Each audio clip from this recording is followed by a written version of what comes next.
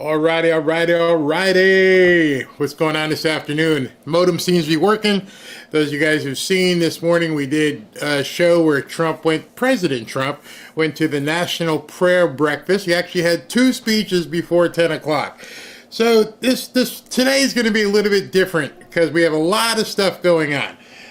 Monitoring to see when President Trump comes out to sign these executive orders, which are going to be fantastic. In case you guys weren't with us this morning, President Trump is signing an executive order. Amongst a couple of the executive orders he's going to be signing, one that is he's putting in place an anti-Christian task force, which should have been anti-Christian task force, to basically have Pam Bondi get out there and make sure that Christians are not being targeted anywhere in the country, which, after what you've seen over the last 4 years, we know that has happened. It happened a lot. So that's what he's going to be signing at the White House, and we'll cut to that as soon as we can. Later on, in about an hour from now, I'm going to be talking to Mark Mitchell from Rasmussen Reports. We're going to have a great conversation about what's been going on with this USAID stuff. Hopefully Trump will be done by then. I'm looking at things right now. That's just a tape, so that's nothing. This is from yesterday. He's also going to sign another executive order where he's going to sanction the ICC, which is the one that tried to arrest Bibi Netanyahu. So he's laying down some law, that's for sure. Now, what's interesting, and I just want to let you know, because before you start freaking out, what we thought was going to happen is now beginning to happen. You've got these activist judges are saying, oh, you can't do that, Mr. President. You can't do this. And they're stopping some of the stuff that Trump has been doing and that Elon has been doing. And they're trying to gummy up the waters at this point. Knowing how Trump plays his game, or how it appears he plays his game, he knew this was coming. Everybody knew it was coming. All these people do is run to the court every time they, want to get something changed. And they run and they shop judges, and they try to find a judge who's going to be most of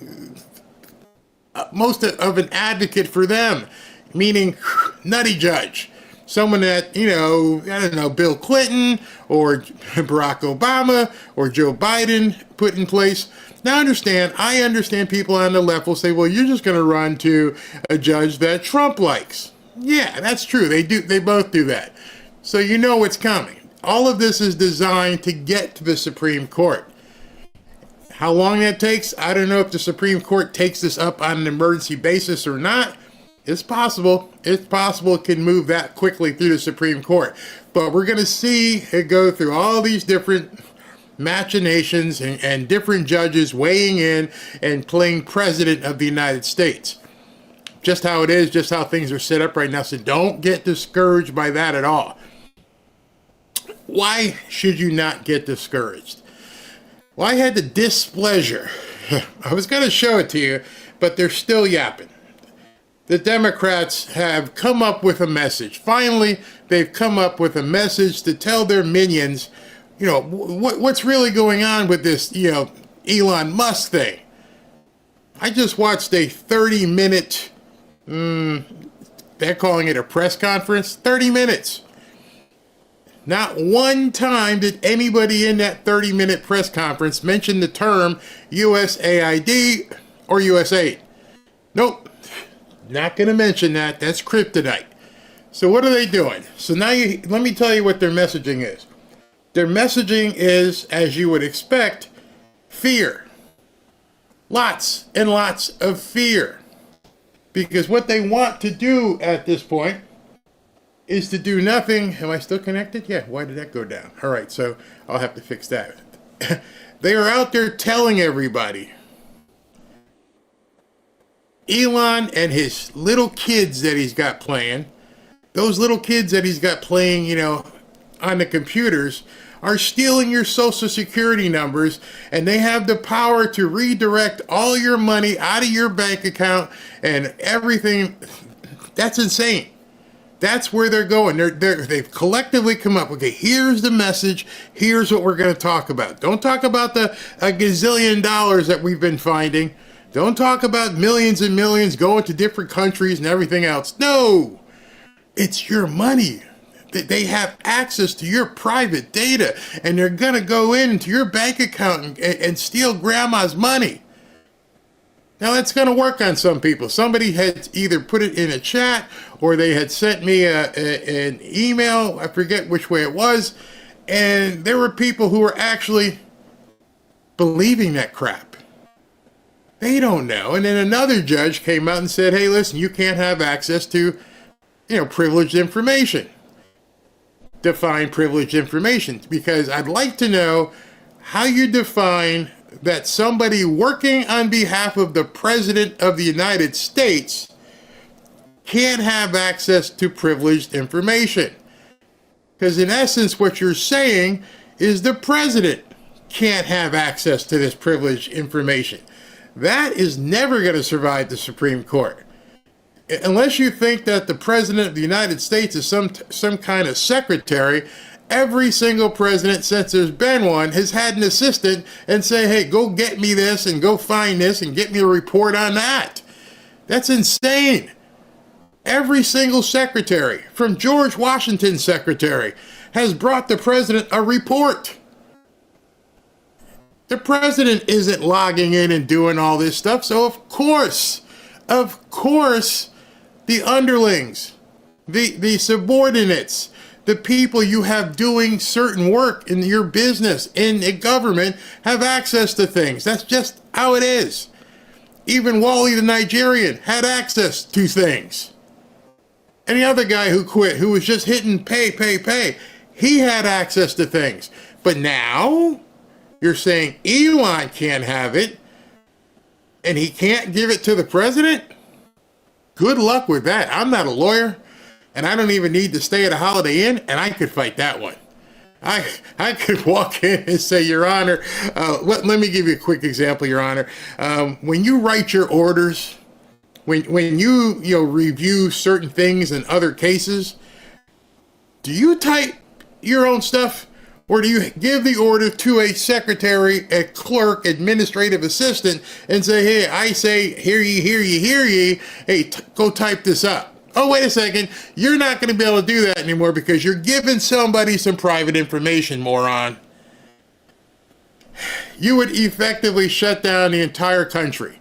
No governor, no mayor, no school superintendent could ever do anything else because only they, the one who was elected, should have access to any of this information. That's what you're saying. Just think. When any of these people in the courthouse here hand you something, you have to say, nope, I got to go print that myself. Because that is all Elon and his team are doing. They are preparing reports at the pleasure of the President of the United States. How could that possibly be illegal? So every time I hear one of these press conferences, and every time I hear them say, oh my God, they have access to your social security number and they can see into your bank accounts, I would just say, how many different departments in the government right now have access to your tax returns and your bank account and your social security? How many people right now already have that who aren't named president? But there are people out there who are stupid enough to bite into this. I'm like, yeah, right. The stuff with the president. So Caroline Levitt today, she went out and gave not a press conference, but a short talking to the press. Let's listen to this. Going through the federal government line by line and making this government more efficient is one of those priorities and one of those promises that President Trump made. And as you just cited, John, 56% of Americans support freezing foreign aid. And I read a fascinating article in the Washington Post today. They interviewed voters in Pennsylvania California. And all of them said that they support President Trump and Elon Musk's efforts to make this government more efficient. What President Trump and Elon Musk and this entire administration is trying to do is make our bloated bureaucracy here in Washington run like a profitable business. And every agency has been tasked with going line by line and ensuring that the American taxpayers' money is aligned with the American people's interests. It's a common sense solution to fixing a decades-old problem of bloated bureaucracy, waste, fraud, and abuse. And the vast majority of Americans support it. So the Democrats can hoot and holler all they want. This White House will stay committed to delivering on President Trump's priorities and being good stewards of the hardworking American people's tax dollars. All right. Yeah, absolutely. I understand most of you have probably worked in your life. Throughout the entirety of your career, if you're retired right now, or maybe you owned a business. From the time somebody comes in and applies to work at your business, their information goes through a couple different people. And then it goes into the computer, which whoever has the password can access that information. So that argument about Elon Musk, he's unelected. He's unelected, and these kids, these nuts, these little 20-year-olds, they're going through stuff, and they're not even competent, except they're writing algorithms to, unlock Dead Sea Scrolls from Pompeii. Those kids, they're not that smart. But I don't know how people fall for this stuff. So if the President of the United States, who is similar to, let's just call it a CEO, and the CEO wants to know, or a new business owner, put it this way, I buy a business, I buy a car shop, and I want to, hey, this thing, it looks pretty good. And I want to see what's under the hood, no pun intended. And I'm like, give me your books. And then I see it, I like it, and then I buy the company, and now my secretary, my vice president, my director, my manager is going to have all this information. Democrats act as if privacy means nobody can see anything. How are you supposed to run a business or a country if you're not even allowed to audit what you see? Because that's their premise at this point. You're not even allowed to look. Well, how do I know if it's being done right? Who was it? John Kennedy from Louisiana. He goes, Trump wants to audit the spending, but you're telling him he can't look at what he needs to audit. I just wonder, how does that work for the IRS? Because the president's not going to audit you for the IRS. Some agent is going to audit you. Are you telling me that this agent who's going to audit your taxes and tax returns for the last 7, 8, 9, 10 years has more credential than the President of the United States? They didn't think this one out, except for the fact to gaslight people.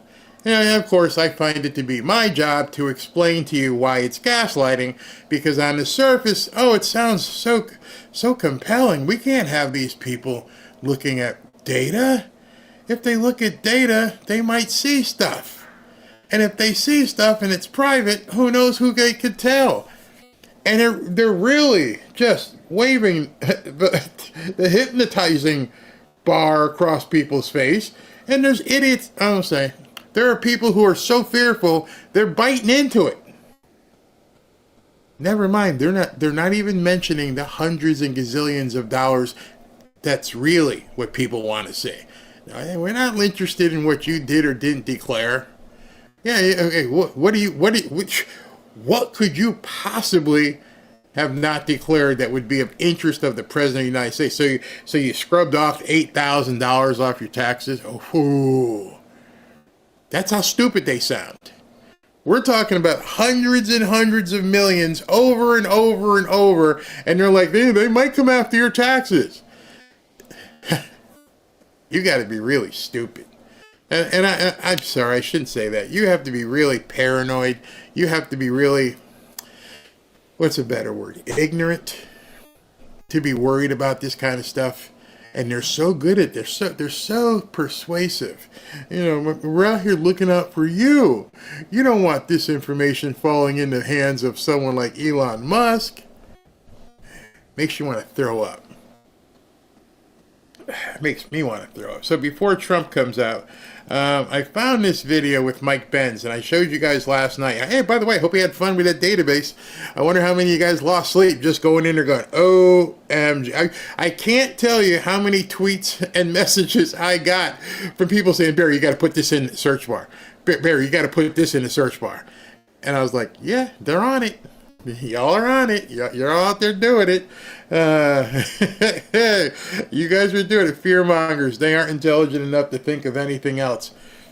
Man, I was going to show you the press conference. I'm like, oh, you're doing a press conference at 2:10. Let me go ahead and download it. And I went, oh no. After literally the first 2 minutes, everybody would have been, Barry, turn this off. Just turn this crap off.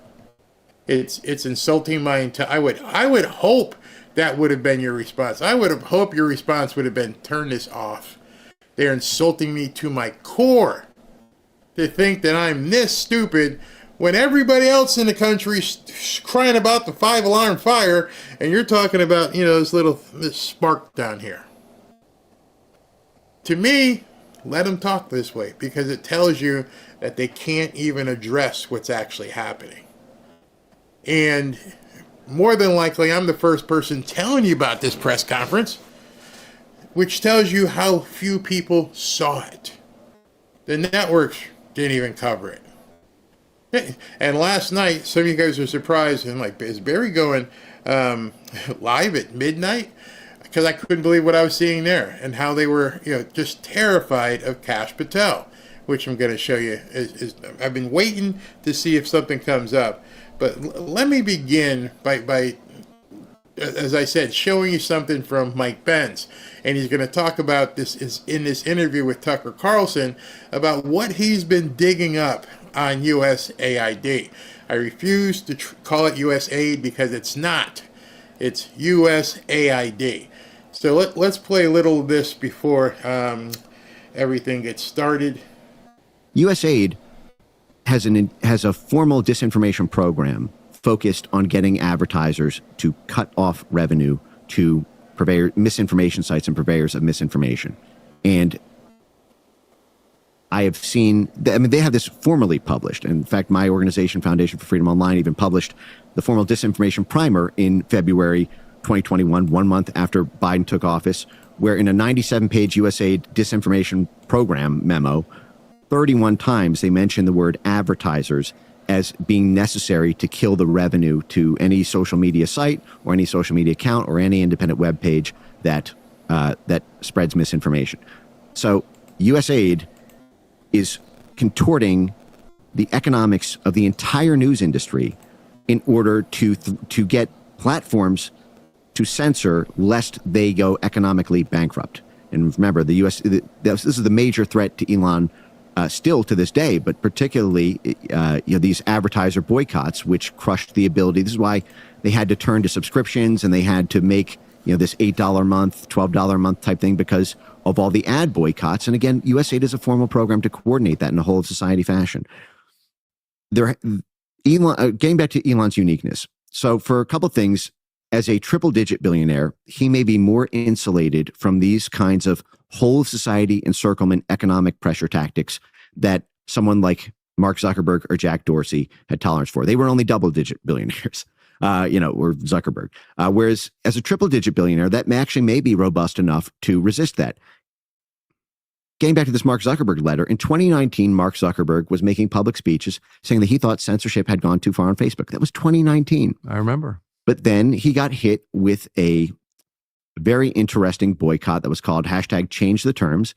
And it basically was economically coercing Facebook to change the terms of its terms of service, effectively to ban Trump supporters and Brexit supporters and anyone in Europe who is supporting a right-wing populist party there. And Facebook lost. So I had to break there because that's something huge. I know there's so many people who say, I don't trust Mark Zuckerberg. He did this and he did that and the other thing. And I've been telling people who bring it up, you don't have to trust him But you also have to look and see the coercion on the other side. And what was the government doing to him?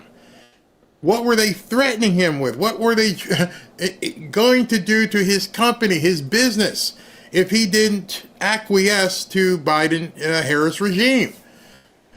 And now we're finding out, because people dig, and you could see how they were going to go after everybody. All these media companies are on the take. The press conference I heard earlier with 7 or 8 or 9 Democrats, oh no, they didn't bring that up. No. So it wasn't really a press conference, it was more of a press statement. Because they said, "Bruh," and they all talked, like 8 of them talked, and then they walked away. They don't take any questions. So they're not press conferences. My bad. I shouldn't call it that. It's a one-way speech, hoping somebody will run with the information. And that's pretty much what they were doing with, you read the Twitter, hopefully you read some of the Twitter files, and now all the stuff about what they were doing with Facebook is coming out as well. And so was he involved? Yeah, he had to be involved because they told him you need to do this. And they were using the funds from USAID to apply pressure. And they were telling advertisers, don't touch Twitter, now X. And Zuckerberg, I guess this is the weakness, he folded. Jack Dorsey sold it. He's like, I'm not playing it, I'm done. Maybe somebody else can come in. Elon comes in, he's like, I'm not playing ball, I'm not doing this crap. Maybe that's what you did with Zuck, but you're not doing it with me. And then what did they immediately do? And that's what Mike Benz is saying. They decided they were going to destroy X. They were going to do anything they could to take him down, which is why at this point there's so much focus on him and less focus on Trump. They have made him the de facto unelected president when just about everybody in every agency is unelected.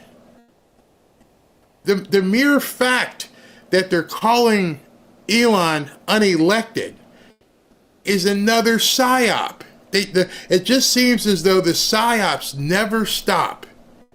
It just moves and flows into the next one because it has worked so well for them for so long. There's only a few of us out here who have been like, I ain't buying into this. And I'm sure you could sit back and just think all the stuff you've been lied to and just go, ooh, lie. And this is another one.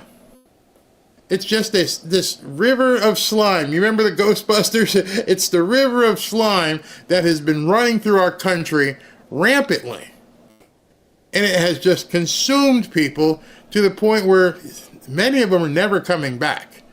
They think Trump is a Nazi fascist. They think Elon is a Nazi fascist. They're never going to change their mind. They can't. The cognitive dissonance is too much.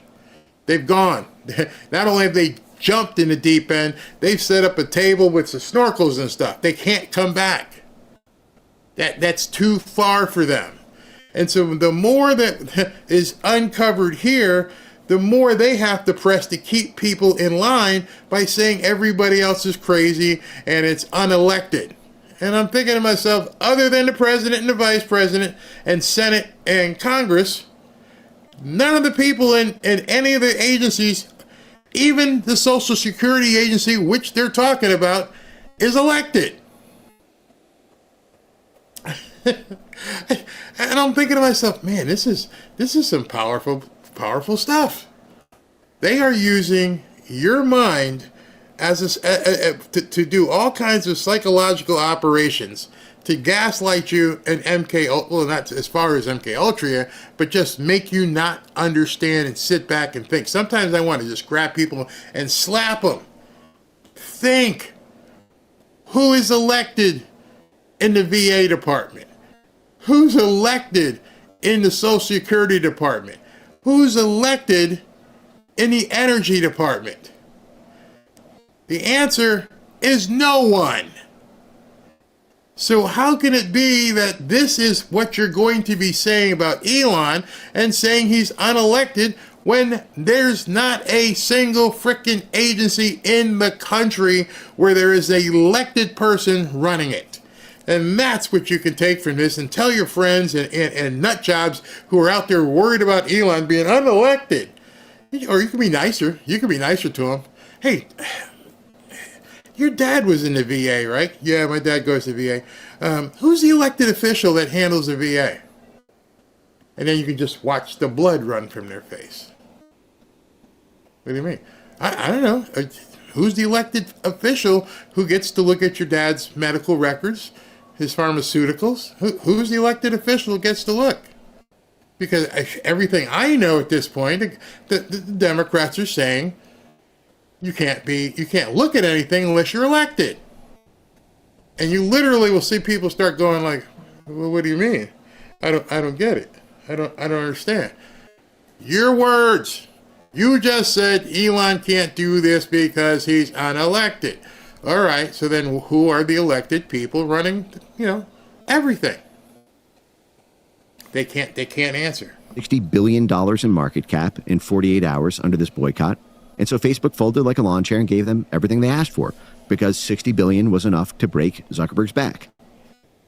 At the same time, there's who paid for change the terms? Oh, that's how many hours do you have?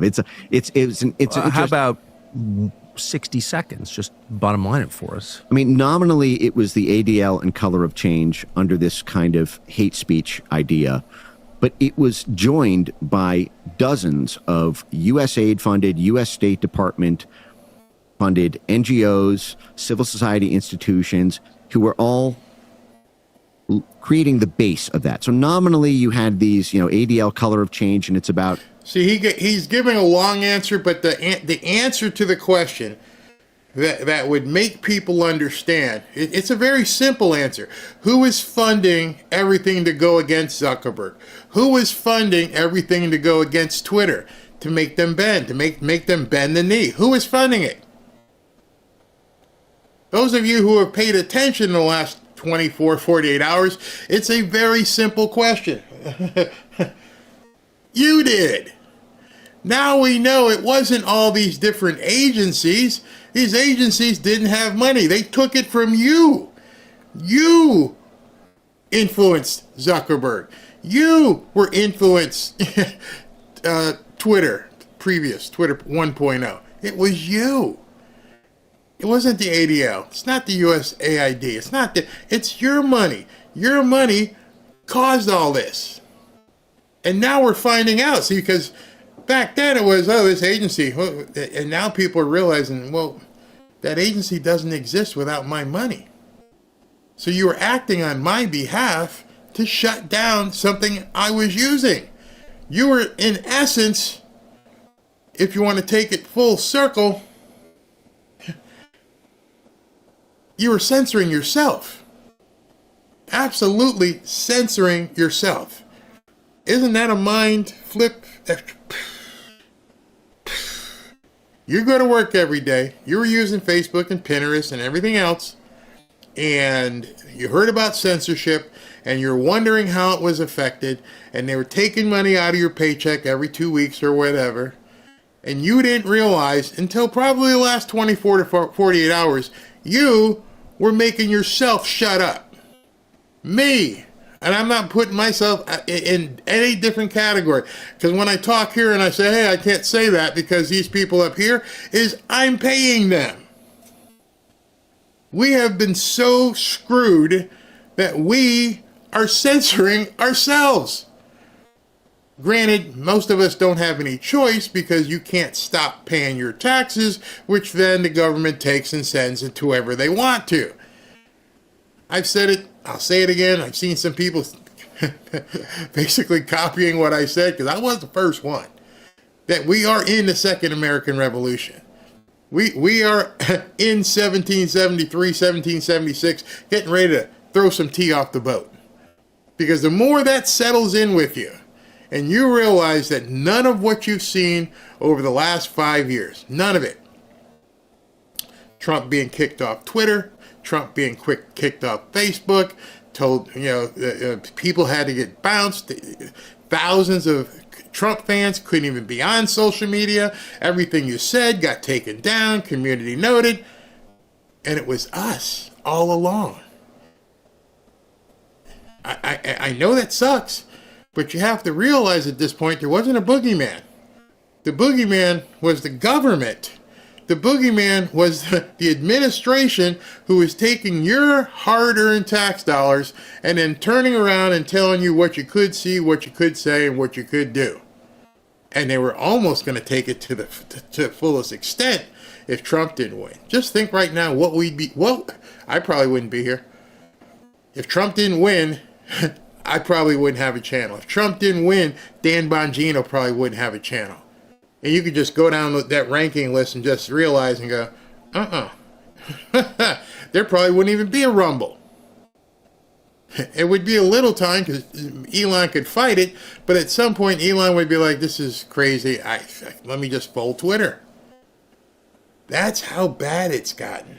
Hate speech on social media, but the buffering substructure for it were all these U.S. government intermediaries. In country after country, the free and open internet, unfiltered alternative news, the rise of citizen journalists, the rise of citizens in those countries who have larger voices than CIA-backed media, than USAID-funded media, than State Department-funded media, has meant that the State Department has lost control of those countries.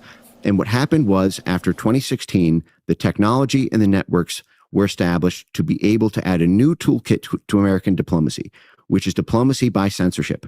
And we have formal government programs at the State Department dedicated to getting foreign countries to pass domestic censorship laws to stop the rise of right-wing populist parties in those countries. I'm going to say that again. We have formal government programs at the State Department whose job is to lobby foreign countries and pressure foreign countries to pass censorship laws to stop the rise of domestic populist groups. So you have... You understand what he's saying? We, not only our country, they're also using our money to shut people up in other countries. This is so revolutionary at this point. We aren't carrying muskets, and it's not going to be that kind of a revolution. But damn, that's all I can say right now. As this comes out, the Democrats can't hide. I mean, this is so bad. It is worse. It's arguably one of the worst, if not the worst, beyond scandal, crime in American history. It's phenomenal what these people have done. And now they find themselves so deep into it, their only way out is to brainwash people. There's no other way out. None. They can't fix it because right now the money's stopping. How bad is the money stopping? Let me show you something SV sent me. Okay, look at this. Breaking. Global Affairs Canada has suddenly wiped their entire public database of foreign aid spending, and the data is no longer available to the public. What you hiding, bro? Why did you wipe your entire database? What is going on? Because now people in that country are like, hey, the ones who have minds are starting to look up there. And when they, we can't have this, let's just wipe everything. Could it get to a physical confrontation? It's possible. Because I don't know how they respond. I don't know how people around the world who have been used to grabbing our money now no longer have access to that money.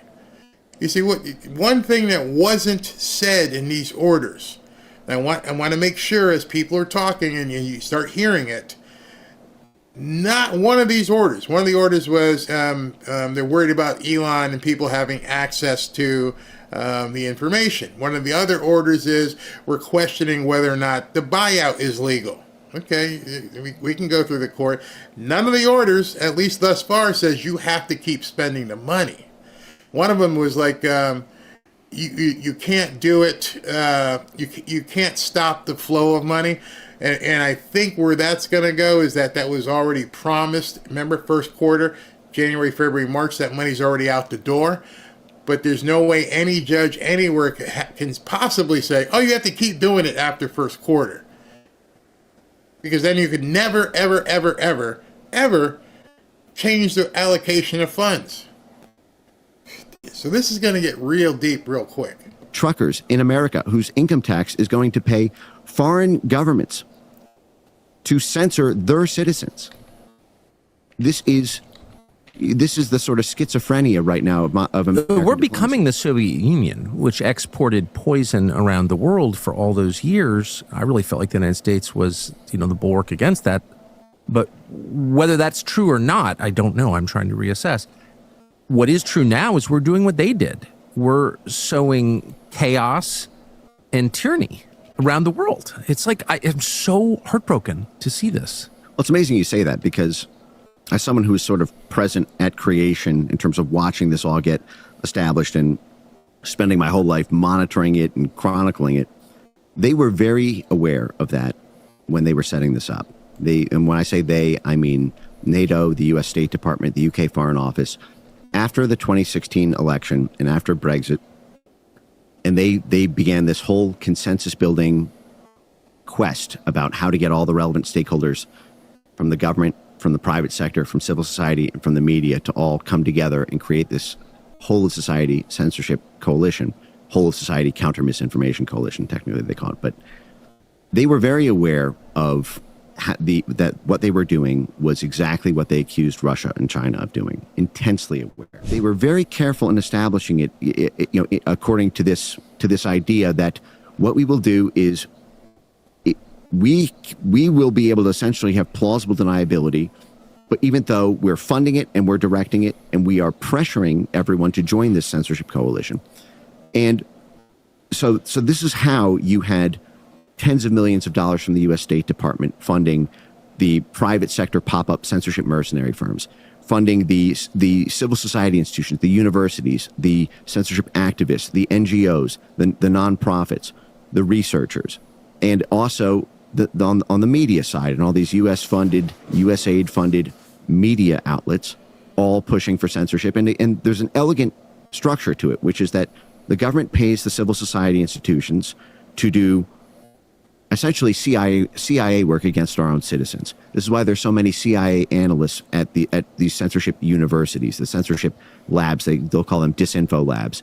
At 60 plus U.S. universities, all funded by the U.S. government. You know what's really funny? We got to ask some of these Democrat politicians.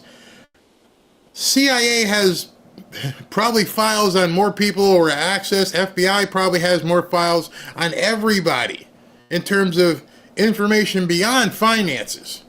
I mean, they're probably tracking you with your phones. They know everything. Who is elected to run the CIA and the FBI? We know you're terrified of Elon Musk. Now we also know you're terrified of Kash Patel. You don't want anybody messing with this thing that Mike Benz is talking about. You have spent decades perfecting the scam. Nobody questioned it, including Republicans, including many Republicans. Nobody questioned it. It was just allowed to continue. And in addition to allowing it to continue, it was allowed to grow. It promulgated. It multiplied. It spawned. Hey, let's just create another NGO. We're up to like a million of them right now. And we're just giving money away to all these different things because we can't be seen as the people doing it. I'm talking about the government. So it wasn't us, it was these people with your money. And it grew and grew and grew. And the one thing, and I think many of you are starting to realize, the one thing that caused all of this to begin to be questioned from the beginning is they had no handle or idea what was going to happen with social media. Because they already own the other media. They own the newspapers. They own the magazines. They own television. So they could just sit back and go, yeah, this is fine, because nobody's ever going to say anything. We don't tell them what to say.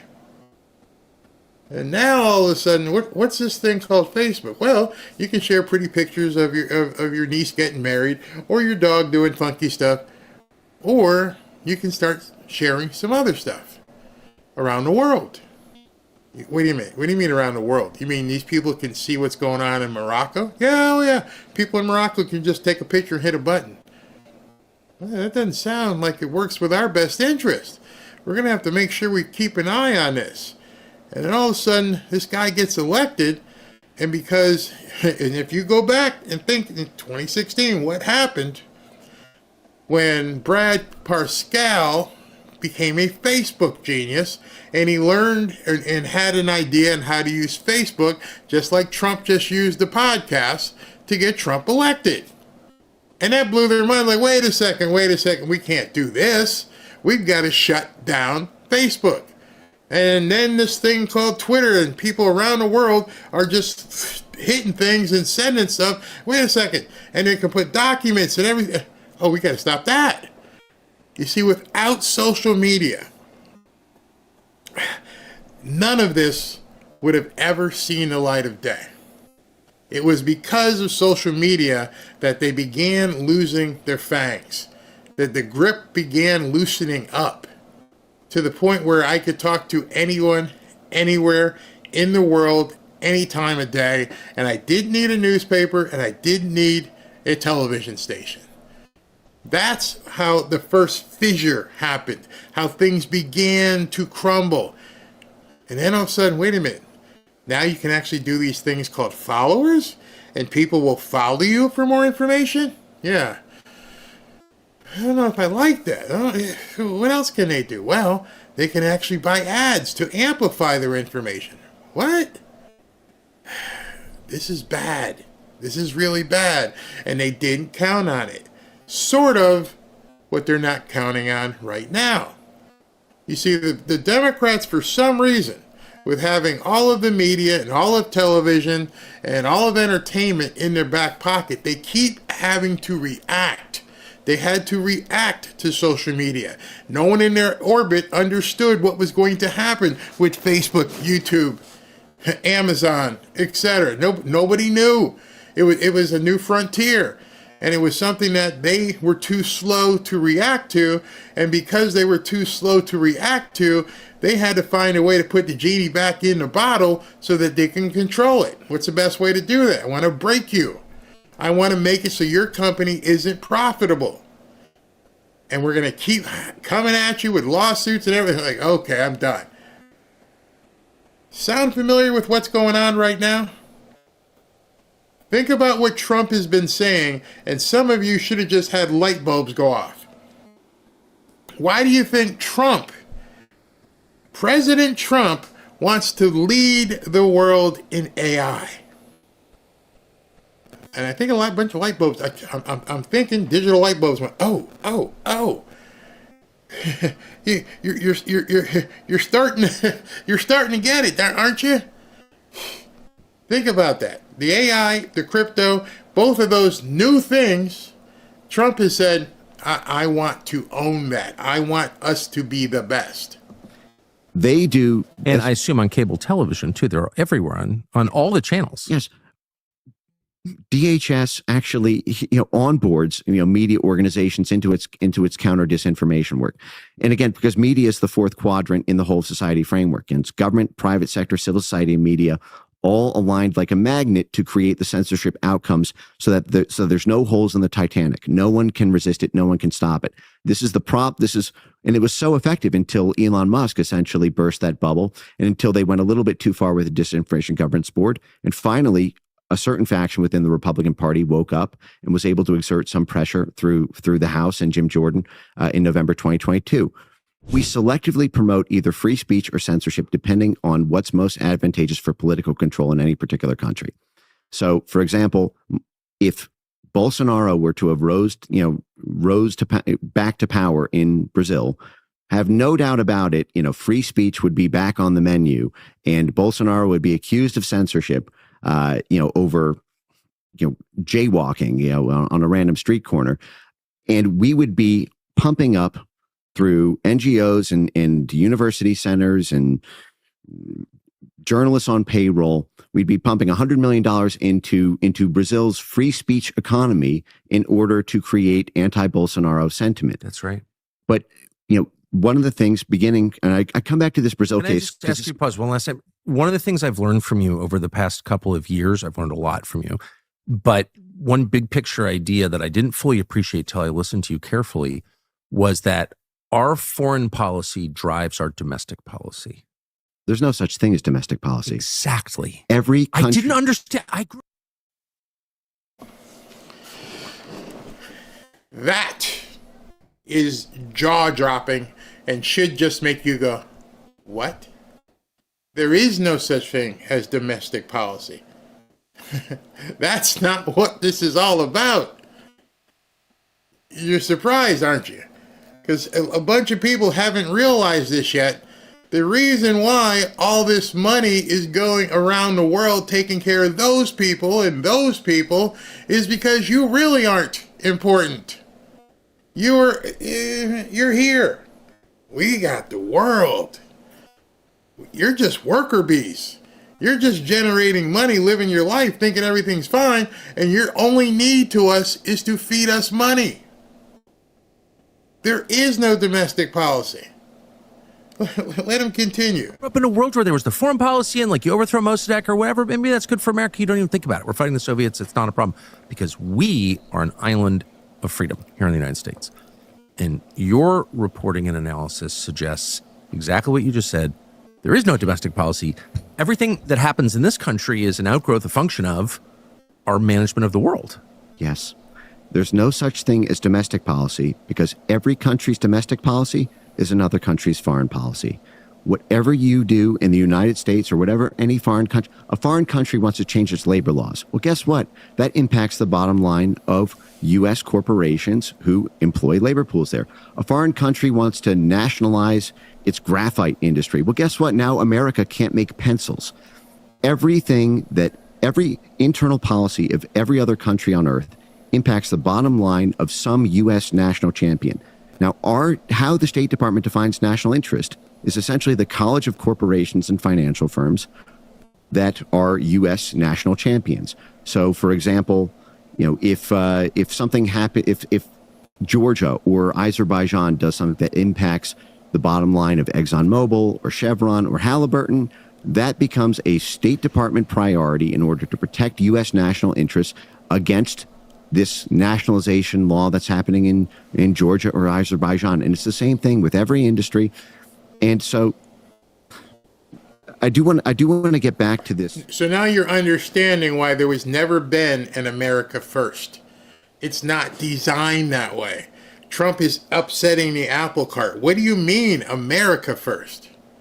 No. We're this big insulated country with, big oceans on either side, and we're supposed to be reactionary.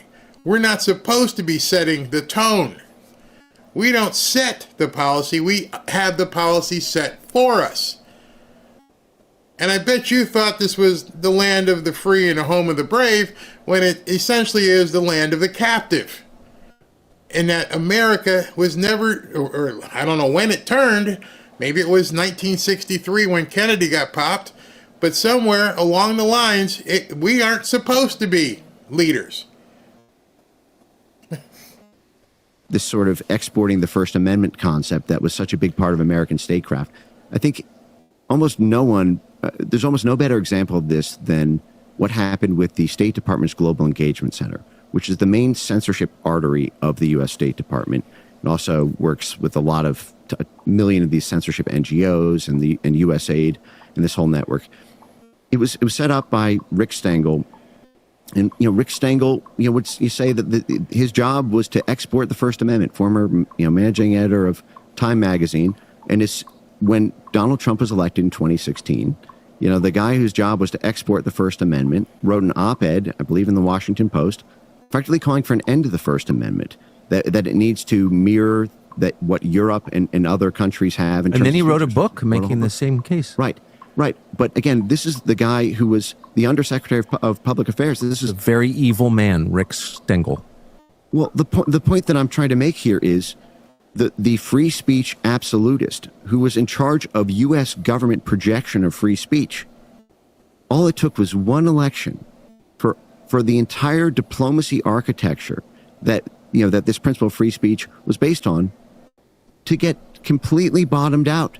All it took was Donald Trump getting elected for, arguably 200 years of a First Amendment principle and 70 years of this principle of exporting the First Amendment to be entirely discarded because it was leading to the wrong kinds of people being elected.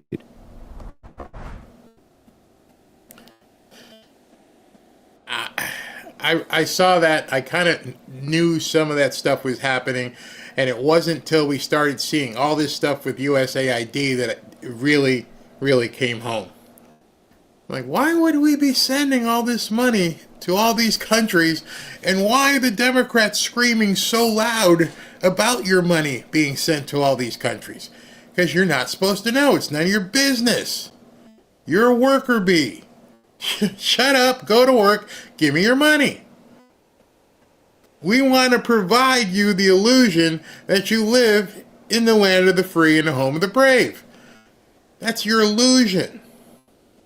And now the illusion just got torn down by this one guy and these 5 autistic, I won't say completely autistic, but kids on the spectrum who are brilliant.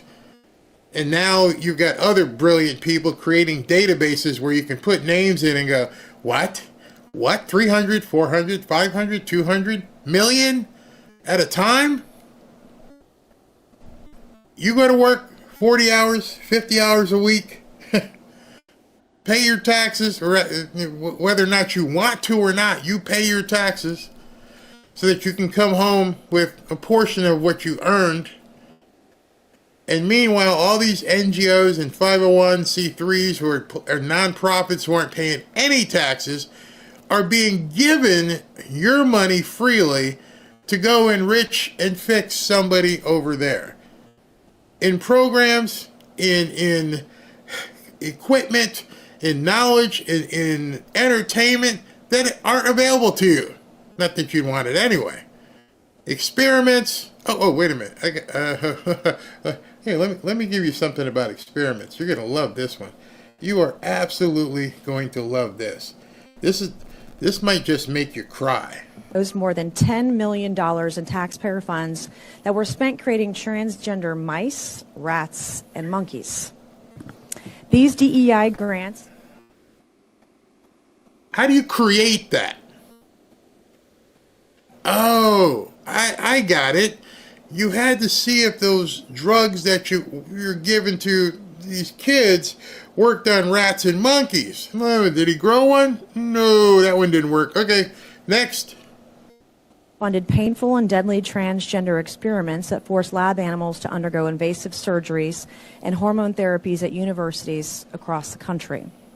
For example, the Biden-Harris administration spent $2.5 million taxpayer dollars, $2.5 million taxpayer dollars to study the fertility of transgender mice. Let that sink in. We spent over $2 million studying the fertility of transgender mice. $1.1 million was spent to find out if female rats receiving testosterone therapies to mimic transgender men were more likely to overdose on a party drug, commonly used in the LGBTQ community to induce drug-fueled what's called, quote, chemsex. I asked my staff what was chemsex and the chemical, and I guess it's something called GHB, which is a date rape drug, and also a drug that's used recreationally. So we spent over $1 million to find out if female rats receiving testosterone therapy were more likely to overdose on a date rape drug. Like, that's what your taxpayer dollars were being spent on. I don't even want to picture that. In fact, I'm going to have to write down that timestamp because the people upstairs probably don't want me showing you that. So I'm going to have to probably go back in and delete it because OMG. I'm going to take some comments now as we're waiting for Trump to sign this stuff.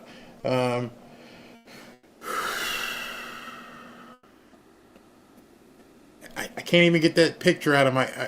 I'm trying to get that picture out of my head that we had somebody somewhere who was getting millions of your dollars to try and play Frankenstein with lab animals. God help us. I mean, seriously. God help us. We've gone. If you're not a praying person at this point, you got to be thinking to yourself, man, I need to go to church. Something's wrong. Something is really, really wrong. SV, I got to get that on the board. We are governed, we were governed by some really sick people. And this is what they're fighting for. This is what they're fighting to retain. This is why they're upset with Elon, because he stopped the money going to the people who are trying to play Frankenstein with lab rats.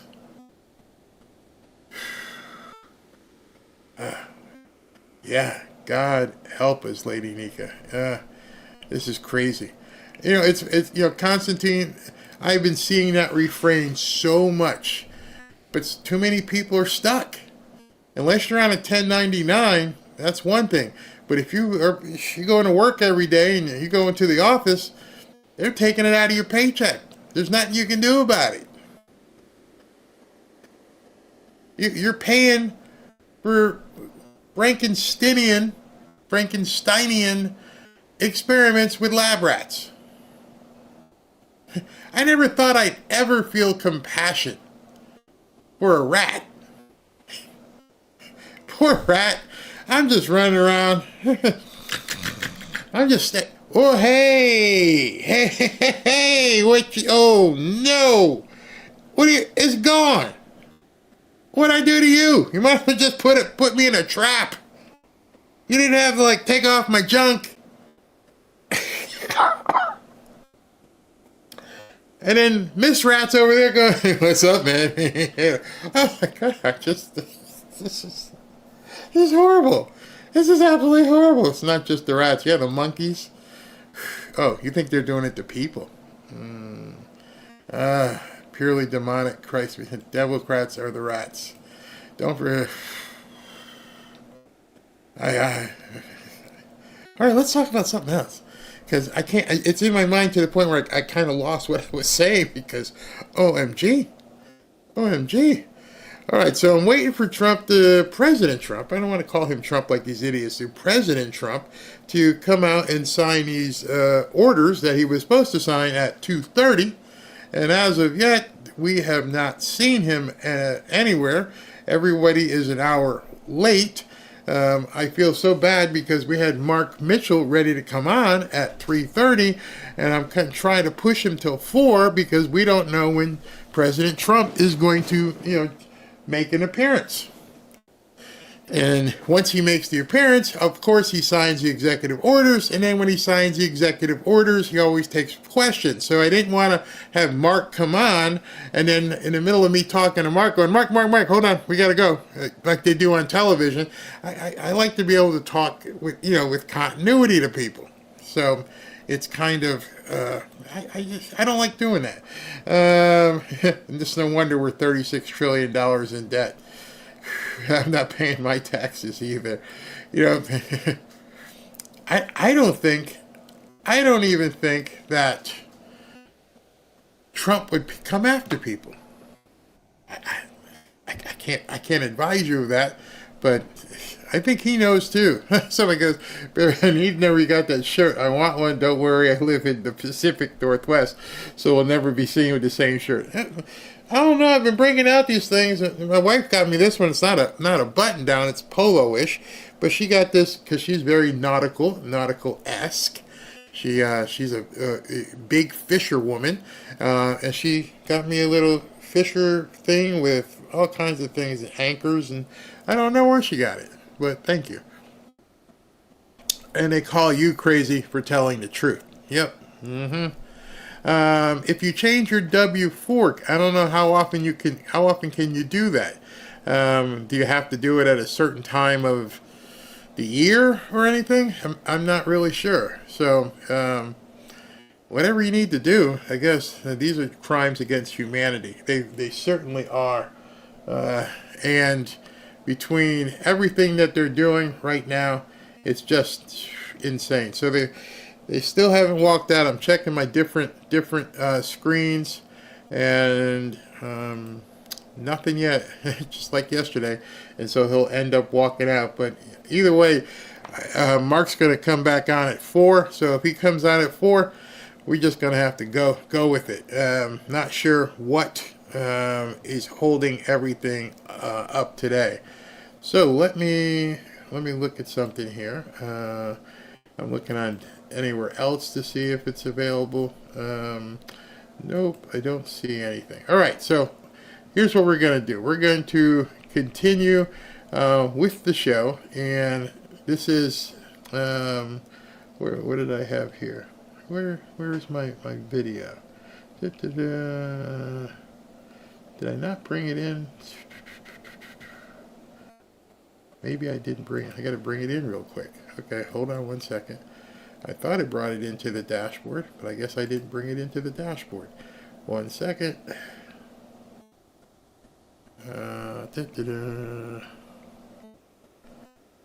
All right, so let's look at this. If you guys don't know who this woman is, she was Obama's pick to run USAID. And Samantha Power has been knee deep. She's like her and Victoria Nuland are the two Miss Dr. Evils out there. And she got her pink slip yesterday, and she ran to Rachel Maddow to complain. Well, you can imagine when you suddenly in your inbox find a termination notice or a leave of absence notice that you didn't expect to get on a flawed predicate that you're doing radical leftist insubordination, it's pretty jarring. And because there's so many lies and falsehoods circulating, and so many claims that people are sort of not with the program, I think people are just completely dislocated. There's no stable ground on which to walk. And then, of course, most of them have been laid off, so they're worried about how they're going to pay the bills and how they're going to make rent. But maybe the part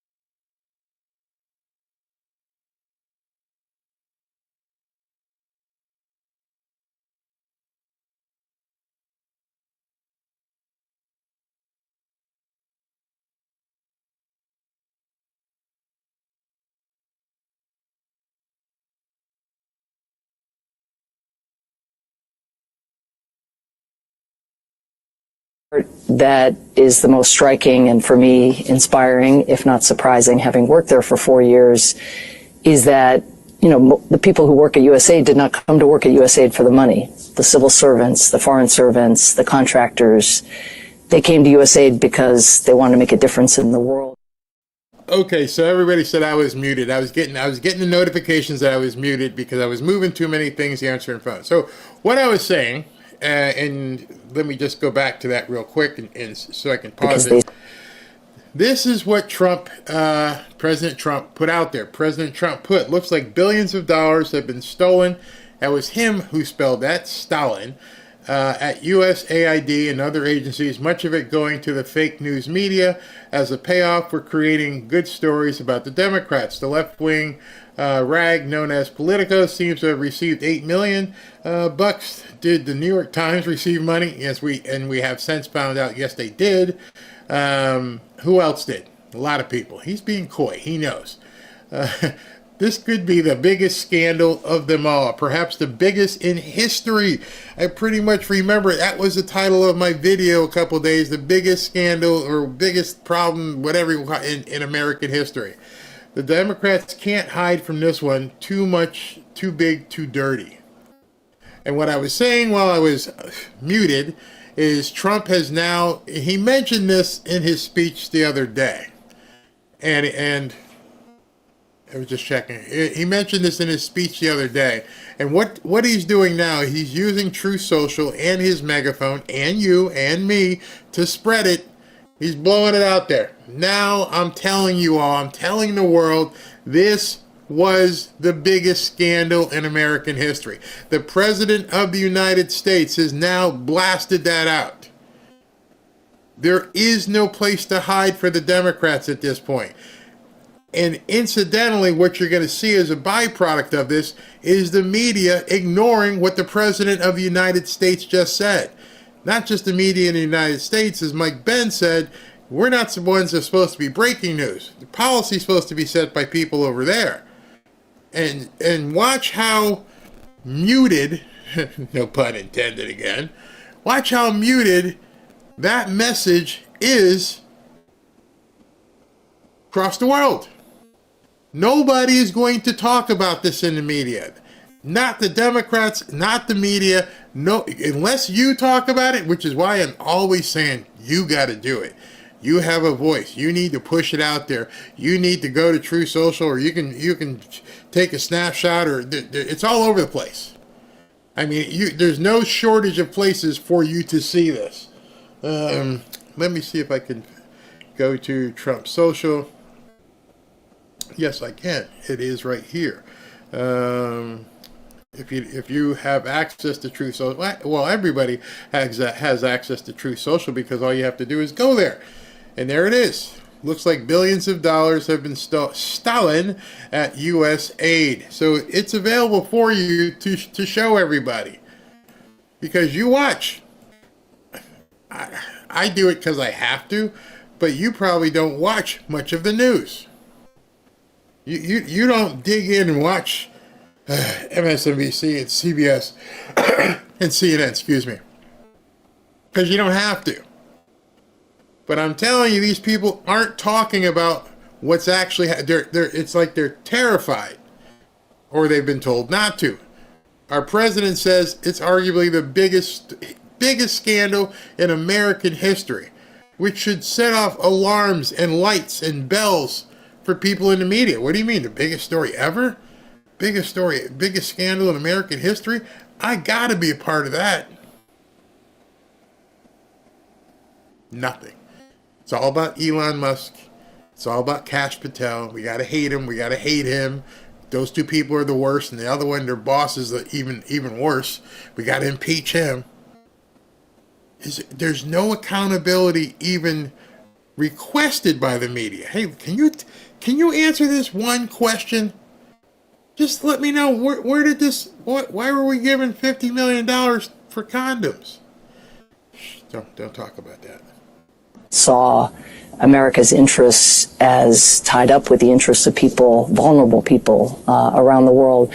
And so even as they're struggling to figure out how to make rent, all of a sudden, they're most struggling with the fear that so many millions of people who relied on us as a country, on USAID as an agency, but on them as individuals, that those individuals out in the world have no place to turn. And indeed, they're showing up and finding health clinics shuttered and soup kitchens closed, and advisors who were helping governments renegotiate debt with China, those advisors, now taken off the books.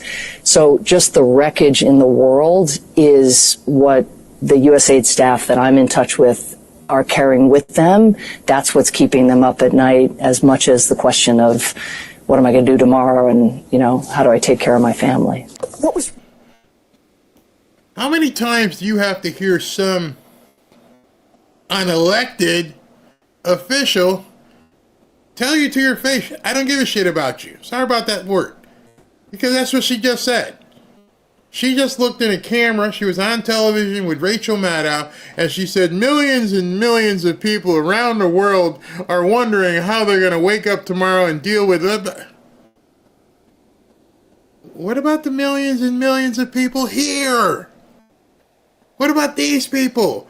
What about the people here in America who may not have food, may not have a place to live, may have, had their house washed away, may have had their house burn up? What about those millions of people? Because it doesn't concern them. It's those people. And I'm thinking to myself, she's an intelligent woman. I think she went to one of the Ivy League schools, but they don't teach you common sense at these schools. So she's book smart. But at the same time, you're sitting in a studio talking to Rachel Maddow, knowing that there's 5 people that are going to see it, and then more people on social media thereafter. And you're looking in a camera and saying, what do I tell these millions of people who are just wondering what they're going to do? Because their clinics are closed. They may not be able to go grocery shopping. What do we tell those millions of people? I don't know. America first? Did that cross your mind? I got to take care of things at home. I'll be back. Nope. Doesn't cross their mind. You heard her. She was the administrator of USAID. She got fired, and it's a grave day today because I can't help them. She didn't say anything about you. She didn't say anything about anybody here in America who needs aid. It's jaw-dropping. Really lovely about what you just said is just to remind people, we built a government to work for all of us. Yes. We're just all better off if, in fact, the bird flu gets under control, and that our eggs won't Bird flu. kill us. We are all better off. We're better off. We make these investments in infrastructure. We make these investments in our payment systems so people don't get cheated. That's how we keep the economy going. And look, bless everybody who gets out there and makes a fortune. Bless everybody who gets up every day and goes to work. But understand. But. It's always a but. They make a lot of money. But. The underpinnings of all that are something we all invested in. And now we've got Donald Trump and his co-president Elon Musk, and they're just running a wrecking ball through it. And it's not like it's an... See, I watch this stuff so you don't have to. And I think to myself, okay, he's running a wrecking ball through... I don't know. Our house is standing. Your house still standing? Yep. My modem went down yesterday. I don't think that was because of the wrecking ball. The cars are working. Dog sleeping. He's not barking. I ate. I can go to the store. Went to the gym. What's being wrecked? And you can tell you no longer have a media because a prudent person would ask those questions. What is being wrecked, Miss Warren? Can you please tell me, Senator Warren, what is being wrecked? But they don't want to ask those questions because that's not what they're there for. They're there to play t-ball, just to hold the ball up so Elizabeth Warren can say what she wants, and the idiots that watch these shows can go, that's right, he's taking a wrecking ball. But she won't explain what he's wrecking. She's trying to make it personal, like it's going to hurt your life. I'm pretty sure you didn't spend $10 million trying to turn male rats into female rats. I'm sure you weren't looking at being, Frankensteinian with monkeys. So I'm good. Whatever they're wrecking over there to graze the land or make it flat, ain't affecting me. What exactly is being wrecked, Senator Warren? Abstract problem. It is really and truly the kid who needs an aid to be able to sit in class so that they can get an education, taking that aid away. And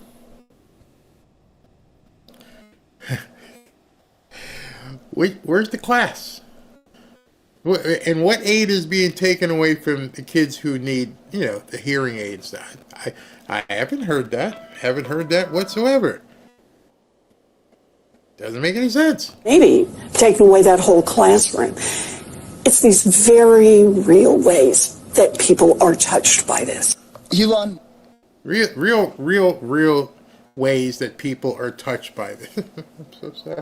I'm so sorry. But, Miss Warren or Senator Warren, let me just check. Nothing yet. Just a question I have is, who? What? You're not explaining anything.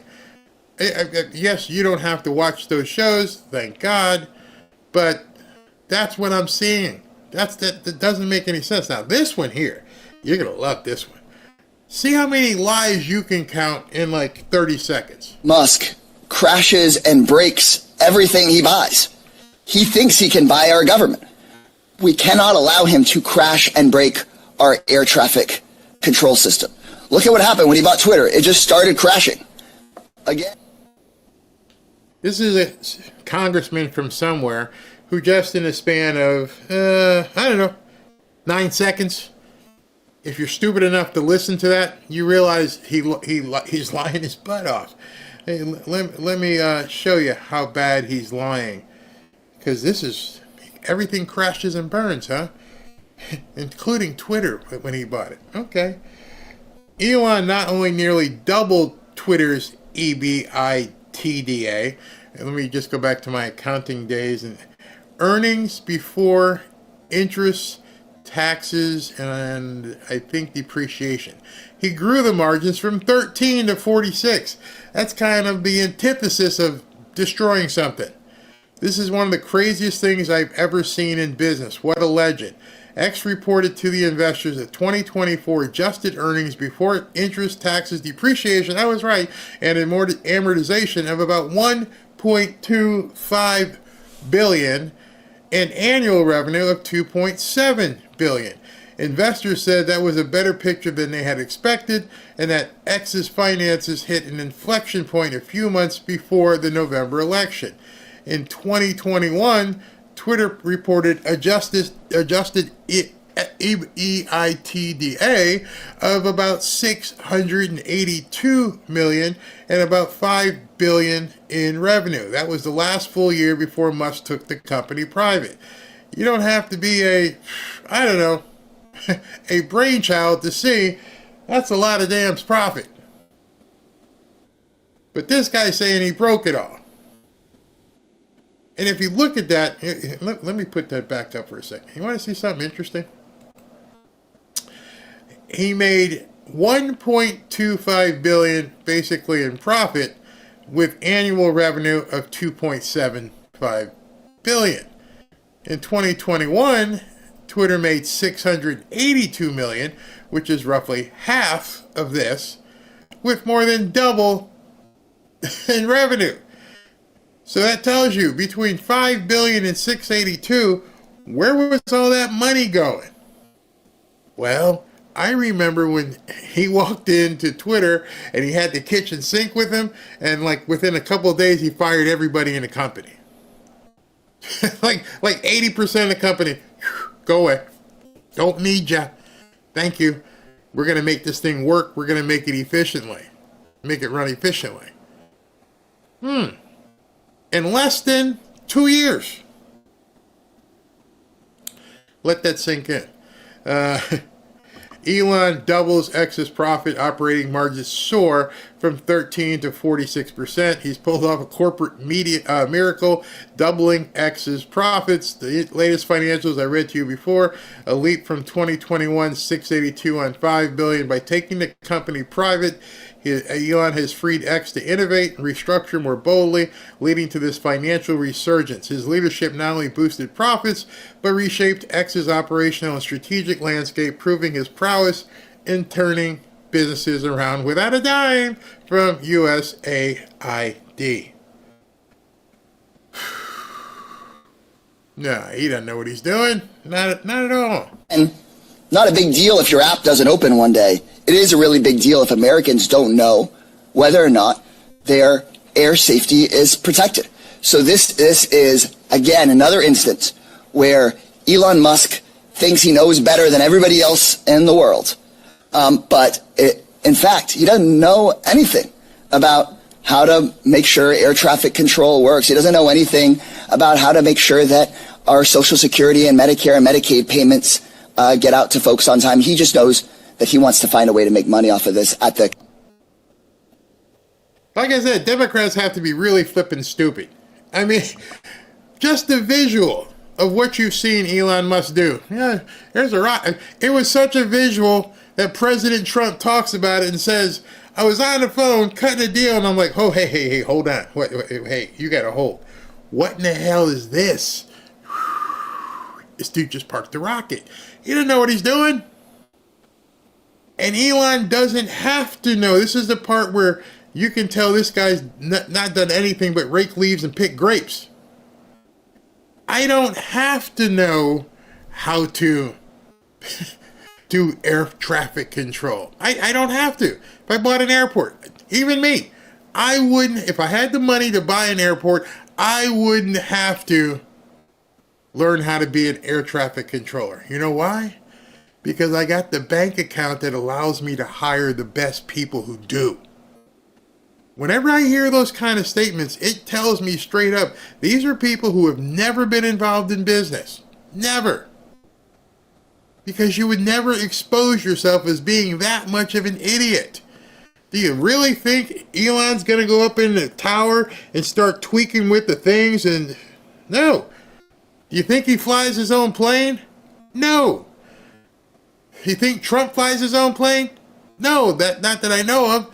But you know what? He probably hired the best damn pilot he could find to do that.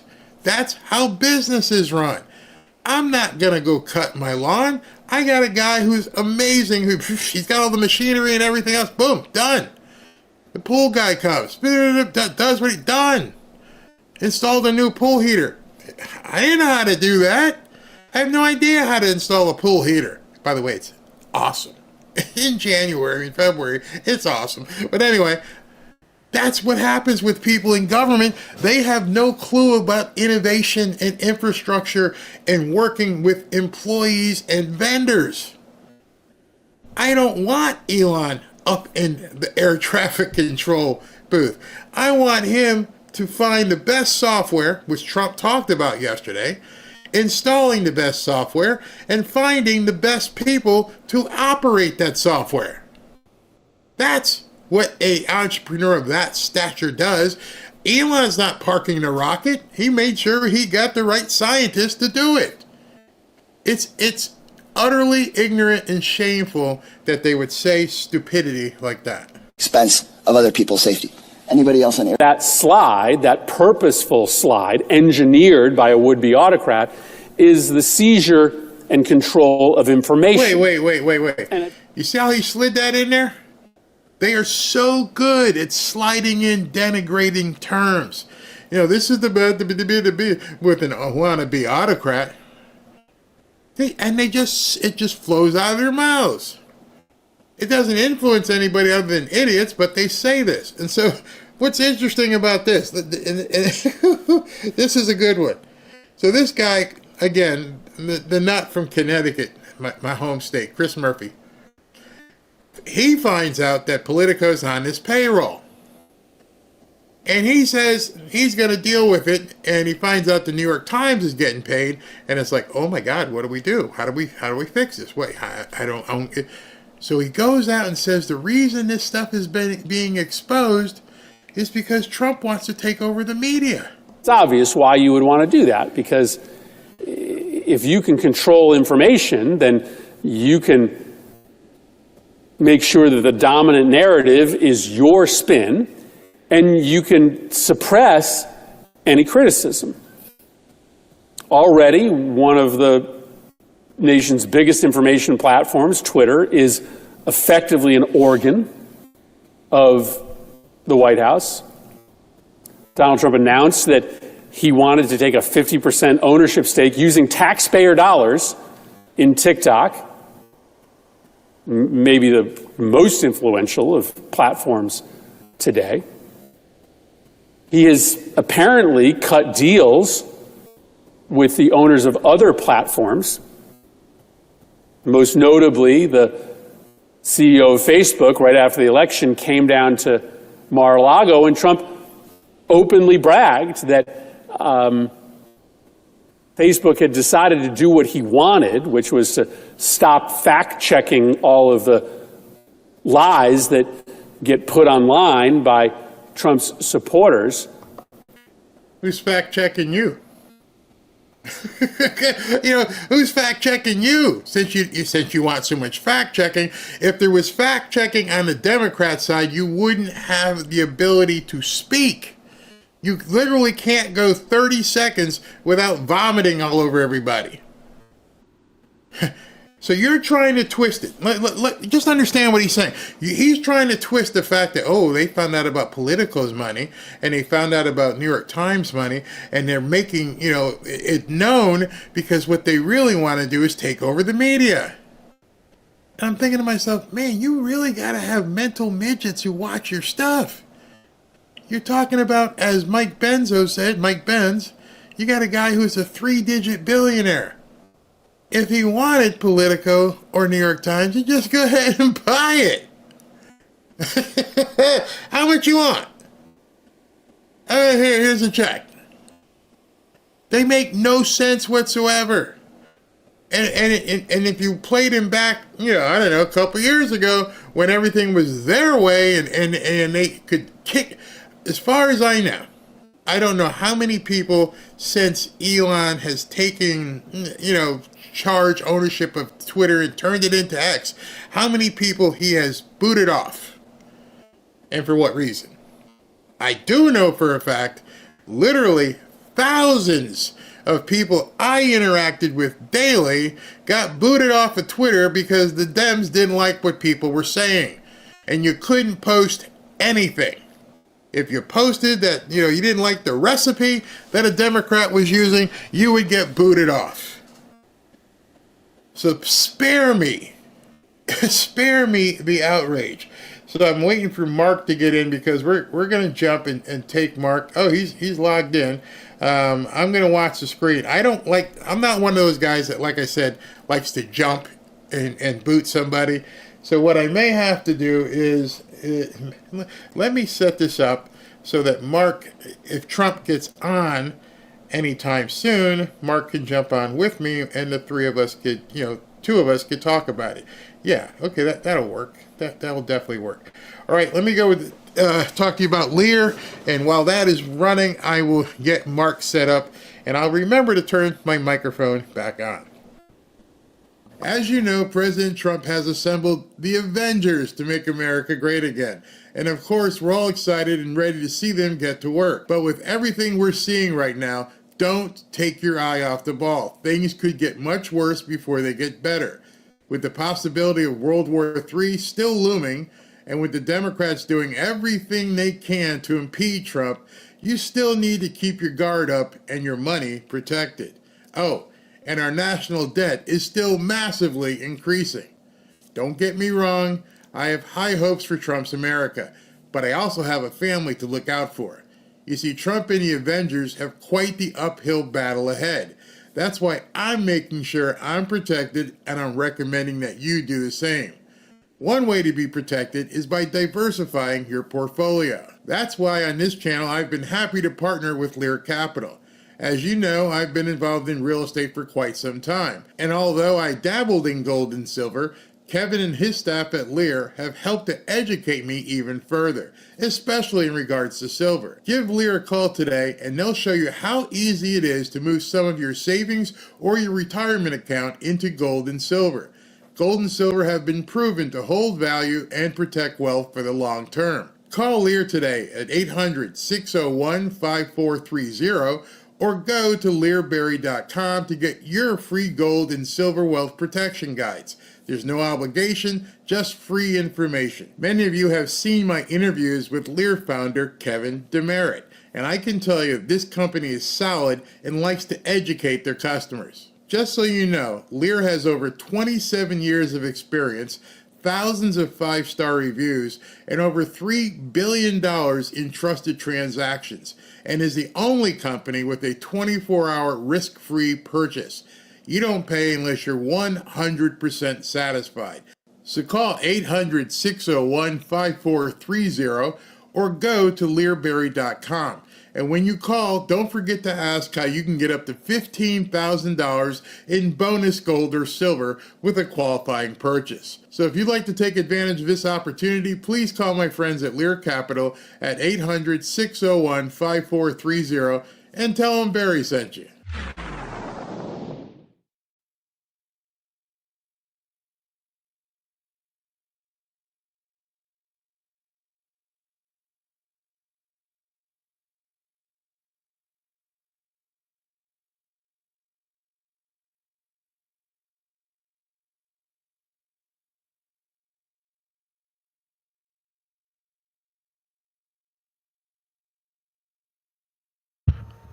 Hello? Barry, I can't hear you. Can you hear me? Yeah, I can hear you. Oh, there we go. Okay. All right, we're good. Yeah, you're good. Again, that hitting that mute button is dangerous. It's very dangerous. So how you been, man?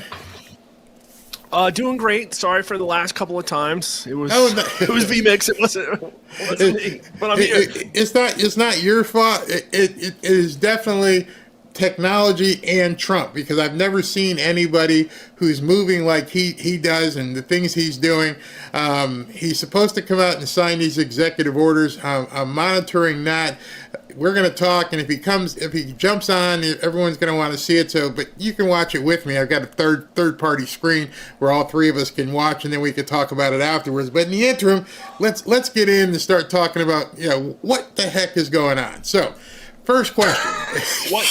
What isn't going on? Holy moly. I never expected this. We've never seen anything like this. It's laid bare the establishment in a way that we all suspected. We all knew it. Like, it's probably hopelessly and utterly corrupt. Right. And when we send conservatives to D.C., nothing ever gets conserved. And why is it? It's because what they've built over the last 5 or 6 decades is a system that uses psychological warfare and bribery, essentially bribery, to perpetuate the largest theft of taxpayer dollars. It's destroyed our country. And now we're seeing it fixed in a way that I don't think anybody could have predicted just a month ago. A month ago, I think if you talked to your average Trump supporter, they would have been like, well, I really hope he closes the border, and it would be nice if, we got some tax, blah, blah, blah, and maybe they fired a few people. And it's like, Trump just took out one of the proxy black op arms of the CIA with one text message to Elon Musk, and USAID is gone. And it's like, I can't even keep up with what's happening. No. But I'll tell you what I was talking about all morning, and listen, I'm a public opinion journalist, right? I go out and I ask people questions and I report on the results. And so I'm not going to go stake my reputation on what appears to be coming out of this U.S. government spending site that everybody's looking at is payments to the Des Moines Register in Iowa, to Gannett Corporation, to Gallup, to all of the mainstream media organizations that put out polls that leaned Kamala Harris, and especially to Politico, who was making basically attack pieces at Rasmussen. Washington Post, Politico, 538, ABC News, Reuters, these people have attacked Rasmussen reports. And it turns out they're getting a significant amount of government funding. I don't care if it's for overpriced subscriptions or not. How are you going to report on the government accurately if you hope that they spend more money on you? That's where we're at. It's all been a government taxpayer-funded psychological warfare on the U.S. voter. That's what it's been. So you're from Rasmussen Reports. I tried to make sure everybody knows what you are, and you're a pollster. Tell me what you mentioned the hit pieces that Politico is doing against Rasmussen. Tell me how in depth that got. Well, they just like to take little swipes. They figure it's death by 1,000 cuts. They figure if they can discredit us, then, people will take the message. And I think there's a lot of that, right? Like you go into a high school, maybe you're a new student, and you do something and somebody like pokes a little fun, and then all of a sudden everybody knows that you're not the cool kid, right? And so Rasmussen in the polling industry has not been the cool kid, but it turns out that makes us more accurate. Right. Because like Reuters got a lot of money. Their polls were like 7 or 8, even at 1.9 points more left than us, more supportive of Kamala Harris, more supportive of the spice flowing. The spice must flow. That's what DC's been about. It's about keeping the spice flowing. And it's at disgusting. this point, how are we going to decipher what's real and what's not moving forward? Because obviously, I'm not going to trust Politico. Haven't trusted the New York Times. Definitely don't trust CNN. Really don't trust MSNBC. How is this going to shake out moving forward? Because I believe they've lost all credibility, except for their very, very, very tight core audience that must be completely brain dead. So how do you see this shaking out moving forward with the general public? Well, let's go to some numbers, because that's what I do. That's my thing. We'll start with Trump approval, and he did enter office as the 47th president with the lowest approval rating of any president we've had. Although he got a point higher than Biden did. He entered at 53%, got up to 56%. And yet he got more votes than he did in 2016. He got up to 59% in 2016. Okay. The reason is that because we're in an existential political realignment, we're not in a scenario where Trump's going to ever get a 70 or 80% approval rating. Right. It's just not going to happen. That happened in 2001. George W. Bush got up to like 80%. So you're seeing a lot of concern trolling about, Trump's approval's horrible. No, it's 52. He's the highest rated political figure of anybody we test. It's just that people don't trust anybody anymore. They hate politicians. And so what's important is that every component of his platform is more popular than Trump is. Deporting violent criminals over the board, that's super important. Cutting government spending, everybody loves that stuff. So about Trump's approval, I think he'll probably just kick around between 45 and 55 for the entire term, because they've thrown everything at him and it doesn't work anymore. None of it. And that's actually an advantage for him. Yeah, it only works so much. Hitler, the word only works. You maybe get a 6-month runway with it, right? And then when everybody thinks that you're being bought off by the government or you're full of it, it's just, that's it. You're done. And so what I think that's freed Trump up to do is to operate not responding to the media. Yeah. That's what's going on. And somebody described it very well. Elon retweeted this. It's a guy, John Conrad. Oh, that was an amazing thread. Did you read that whole thing? Yeah, maneuver warfare. Yes. Yeah. That's exactly what Trump's doing. And I don't know how much of it was pre-planned. I really don't. Or maybe it might be the shift in Trump's administration leadership. Maybe Susie Wiles used to be George Patton. I don't know. But it's working, because that's exactly what happened. And Trump is muddying the waters. Like, for instance, this Gaza thing. Like, obviously, Trump doesn't care how it's perceived. Right. But, man, that melted some circuit boards. I can tell you what. Like, people heard that. And it's like, okay, well, and then he banned men and women's sports. Like, you know what I mean? It's like, how can they can't. So I think there's stuff that we don't know about. I think that there are some people who have probably been put on notice that are super concerned about things that are being observed in their phone calls and emails, maybe. There are keyboard loggers in their federal workplaces. There's probably people who've had their dole cut off. I mean, everybody's just ripping on Bill Kristol this morning. It's beautiful. He's one of my favorite people to troll on Twitter. Unhinged, because we knew the TDS conservatives are who we thought they were. Right.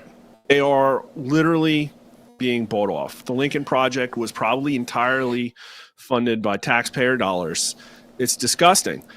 And so there's no resistance. I don't know why. It's like the mainstream media, of course, is still trying to, like, MSNBC's front page is still like literally all op-eds bashing Trump, but nobody trusts or supports them anymore because the left is balkanizing. Now, I think there's reasons to be concerned. But if you look at Blue Sky, it's like broken people consoling themselves. That's what I think it is right now. It's nature photos and half-hearted swipes at Trump that just don't feel like they have spirit in them. And, of course, really disgusting, deviant stuff. Like, if you search any random word on Blue Sky, you're going to be confronted with some disgusting pictures. Yeah. And then there's Reddit, which is, like, trying to recapture that summer of 2020 glory. They're trying to mobilize violent protests. Mm-hmm. And it's like, okay, they had one yesterday. I didn't see it in the news. Did you? Right. No. I saw some So they haven't been able to jumpstart it. Nobody showed up. It was very small. Yeah. It's meaningless. So as a pollster, I have to wonder, when or are you going to poll and find out whether this USAID thing is having any effect on voters? Because you can tell what their messaging is right now. And I just played a couple clips. They're trying to tell people that Elon's getting into your private data. He's going to stop your social. They always go fall back on Social Security. He's going to take your Social Security money, and he's got these stupid kids that are doing everything they can except for talking about the giant elephant in the room. At what point do you see it affecting actual numbers where people start looking side-eye at the Democrat Party? So we've been struggling to keep up with all of this, and I've been closely tracking, because we poll every night, Trump approval, and like I said, it's doing pretty good. It's certainly not responding based on what you'd expect. Mm-hmm. Like, we would get a plunge into the high 30s or something if people were concerned about this. We didn't see it at all. Basically, we're at a point where Trump has built trust. Even though people may not ubiquitously like him, he's built trust. And so his numbers have been basically decoupled. But the one that isn't decoupled is right direction, wrong track. And that's the fascinating one to track. So we ask every night, do you think the country's headed in the right direction, or has it gotten off on the wrong track? Number today is 45. It's been as high as 46 this week. 46 is the second highest it's ever been in our entire polling history. Wow. So the number sounds low, and that's because everybody hates Washington, D.C. and what it's done to us. But the only other time it was higher than this was at 47, and that was the week of Trump's first inauguration. And the only other time it got this high, 46%, was February of 2020. Wow. Which was really wild, because usually what happens is during a new inauguration, everybody chills out a little bit and says, okay, like, let's just give this new guy a chance. But for it to happen at the end of Trump's term was really wild. And also, as we all know, that coincided with an unknown virus of unspecified origins from Wuhan laboratory, probably funded by our own USAID taxpayer money through EcoHealth Alliance. So it almost seems too coincidental, where people are like, oh, look at Trump. We've thrown everything at him. We've tried to impeach him twice, and Americans are happy. Then boom, there goes the virus. And they restructured our entire government in a way to essentially, I think Trump was a threat to their grift. Yeah. And so they took evasive actions in 2020 through 2024 to try and perpetuate it. And it was too much. They shouldn't have done it. It's like a junkie that hit rock bottom. You went too far. You hit rock bottom. The government hit rock bottom. And this election was a referendum on the government, because people could say, oh, Kamala Harris was a horrible candidate. And actually, no, well, she was better than Biden. But to be honest with you, the modern Democrat Party doesn't really need to have a good candidate to vote for them. Because even after that debate, Joe Biden, his actual Democrat approval rating went up. It went from the high 60s to the mid 70s. So it's like this guy falls downstairs, takes more vacation than anyone on earth, attacks his political opponents, and Democrats are like, sweet, I love him. Let's have more of this. I did see one number that blew me away today, and was going to ask you about that. What's the pollster on CNN? Harry something? You know what I'm talking about? So Harry wishes he was a pollster. Harry Enton. He's a poser. And he's a poster. He's like this poor guy, this poor poser.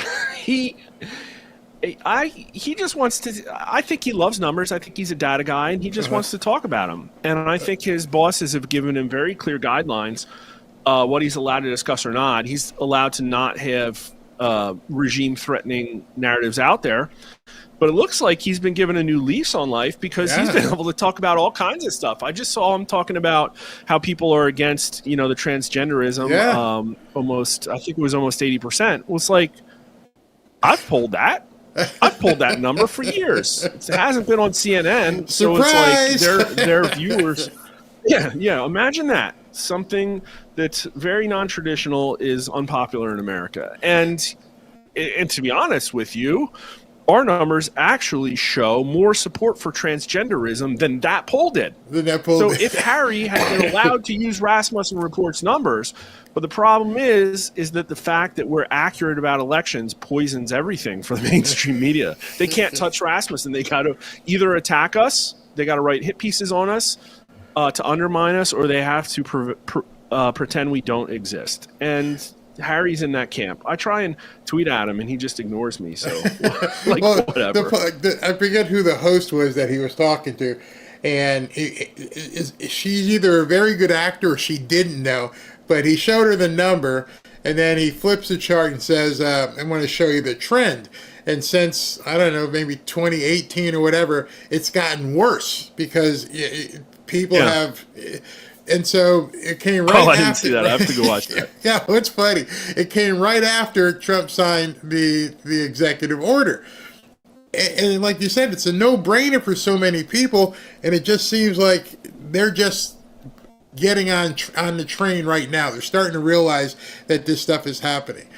And so, question for you is, as you see these different networks, when RFK Jr. gets put in, is it true what I've been hearing that 75, I guess RFK Jr. said it, 75% of their revenue comes from pharmaceutical companies. If that money does get turned off, what happens to these people? What happens to the pollsters? Well, I mean, that's a really great question. I guess we'll see. I thought that there would have been some introspection after this election. I thought it was like, hey, we're going to take this one last swing, but, again, it's like the junkie. It's like, well, I'll go to rehab after this last hit. And they took their last hit, and I guess they're still chasing the dragon. And so I think what we're going to see for the future of mainstream media, they're not going to be subsidized by the government anymore, and they're probably going to hang on as long as possible until they fire people.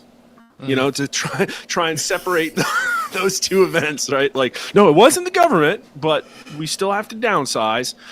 But you can only pay Rachel Maddow so much when people aren't watching you. At some point, they've lost complete trust. I mean, we polled on it again, and people have actually gotten more trusting of the word the media because we said, do you agree or disagree with this statement? The media are truly the enemy of the people. And that number was as high as 60%, but that was like kind of in the beginning of Biden's term. And now it's down to 54%, which is a move in the right direction. But people are talking about Alex Jones now, right? Not MSNBC. So it's like when people stop watching MSNBC, you would expect less people to say that the media is the enemy of the people. So, and more Democrats are starting to say media is the enemy of the people. And less Republicans, but it's still obviously Republicans that by far say yes. So I don't know. The worst thing you could probably be in entertainment is irrelevant, right? And that's kind of what they are right now. And I like to see what people are discussing. Well, you were talking about like what is the future of information, and how are we ever going to know?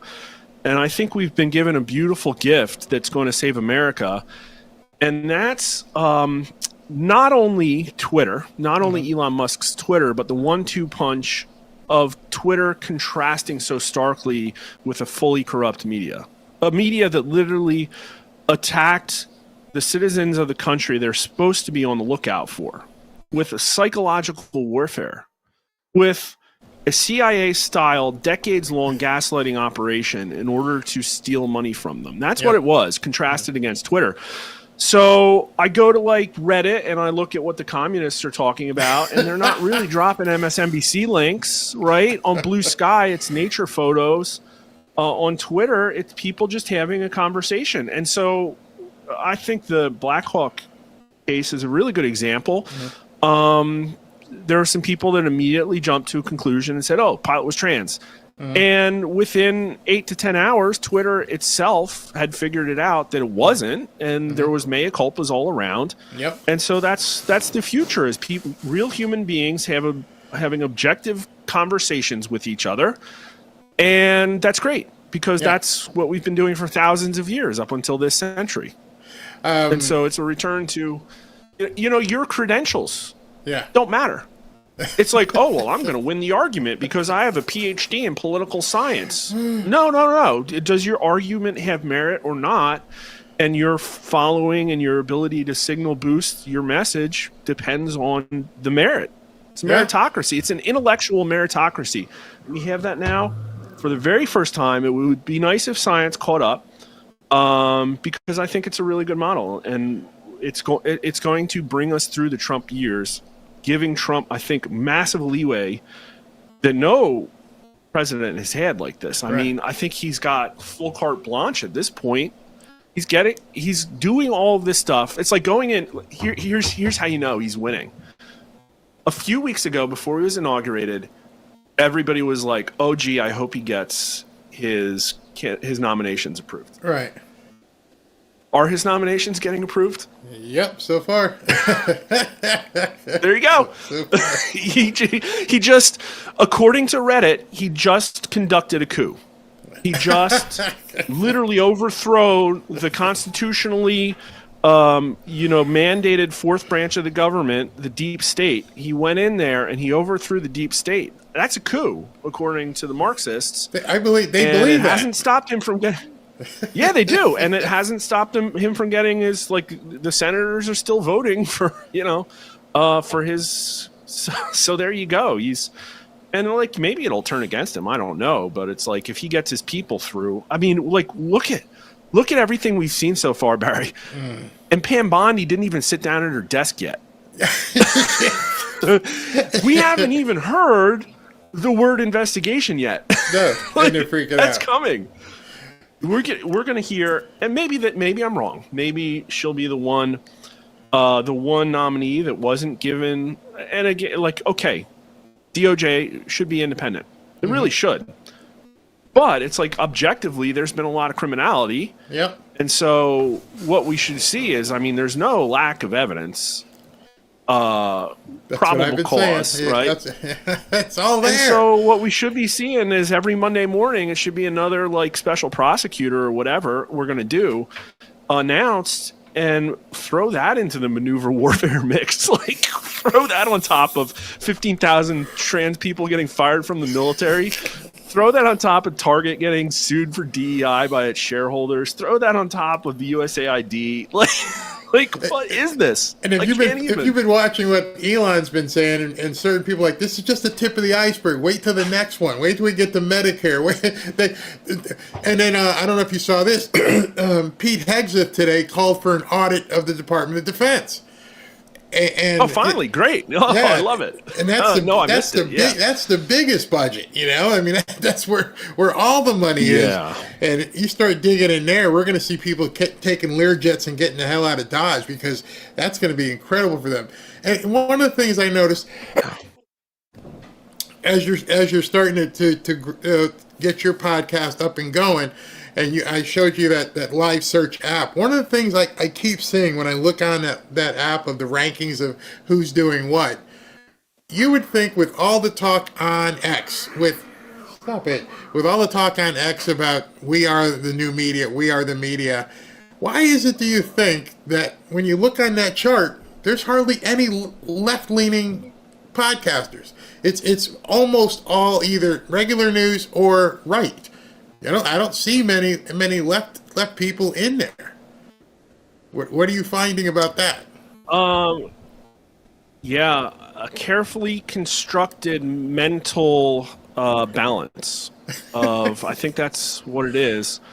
I think this is a real problem, and I pity people. I really do. I was just talking about this with Rich Barris. There are going to be casualties in mental warfare. There really are, and there's people that just aren't cut out.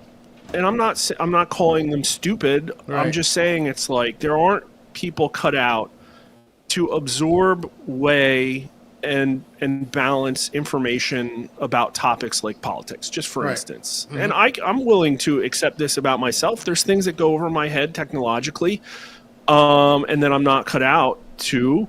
But there are emotional thinkers. There are people that don't have the right temperament. There's people that want to fit in too much, that just want to like wear ideology like the coolest new clothes. There's just a lot of people like that, and they've been weaponized. Right. And there are people that are casualties of that. I mean, I look at, and obviously what we're finding out is that some of them were just being paid. Yeah. But some of them were not, and that's really sad. Like I'm like this Joe Walsh guy that for some reason the Twitter algorithm likes to dangle in front of me like a set of keys. It's like everything you say is just wrong, and it's like you thought of an idea, tried to think of something smart or correct to say about it, and it wound up being virtue signaling piffle that everybody's going to laugh at you for.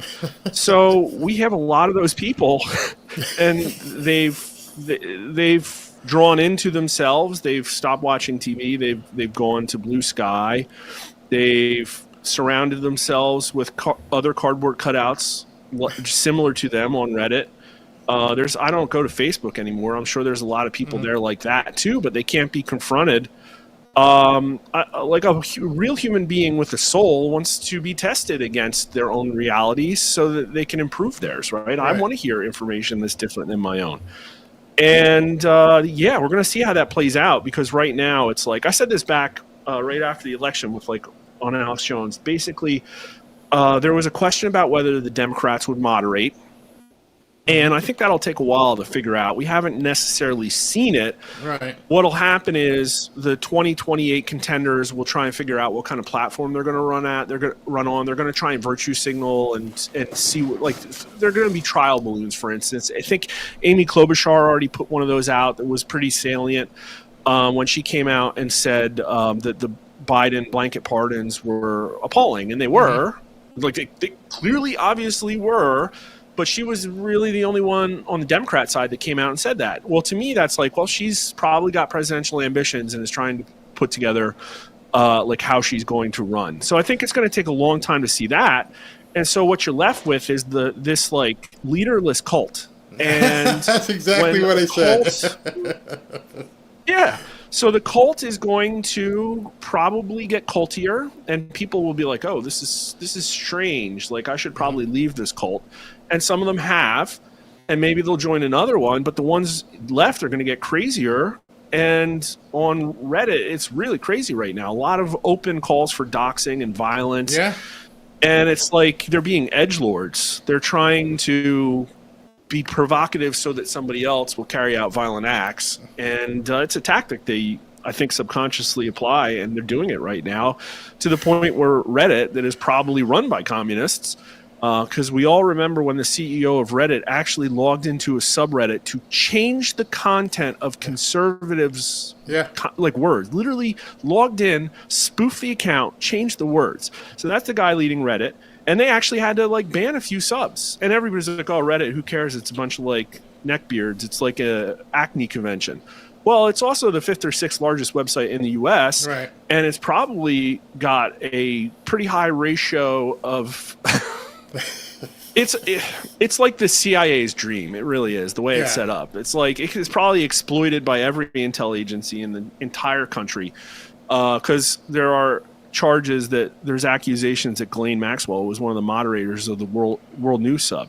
Oh, wow. I don't think it was ever confirmed, but highly compelling evidence that Ghislaine Maxwell, an associate of Jeffrey Epstein, was a moderator of the second biggest political subreddit on Reddit.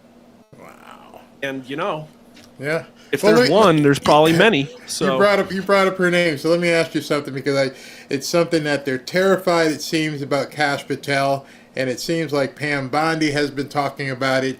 Is there an appetite in the numbers that you see for that information to be released? Let me think about that. We did poll on Epstein. I forget what questions. We found that most people did not think that he was. We have the list coming out. How closely have you followed news reports about the death of disgraced financier Jeffrey Epstein? 23% very closely. Call it a total of 62% closely, which is more likely that he actually committed suicide or he was murdered to prevent him from testifying. Only 21% think he committed suicide, but 52% think he was murdered. This was in 2020. I don't think we've polled on him since. Disclosure. We might have had it about JFK. Let me look that up. If not, it's something. Listen, we have a list as long as my arm of stuff that we have to poll on. Yeah. We just haven't been able to keep up. I mean, we got a poll on Elon Musk again because people are trotting out Elon Musk numbers. Well, aren't we supposed to find out about JFK tomorrow? It's supposed to be JFK tomorrow. It's supposed to. Everyone who's here, and I've been looking. We're waiting for him. He was supposed to come out and do these. What do you call it? Executive orders.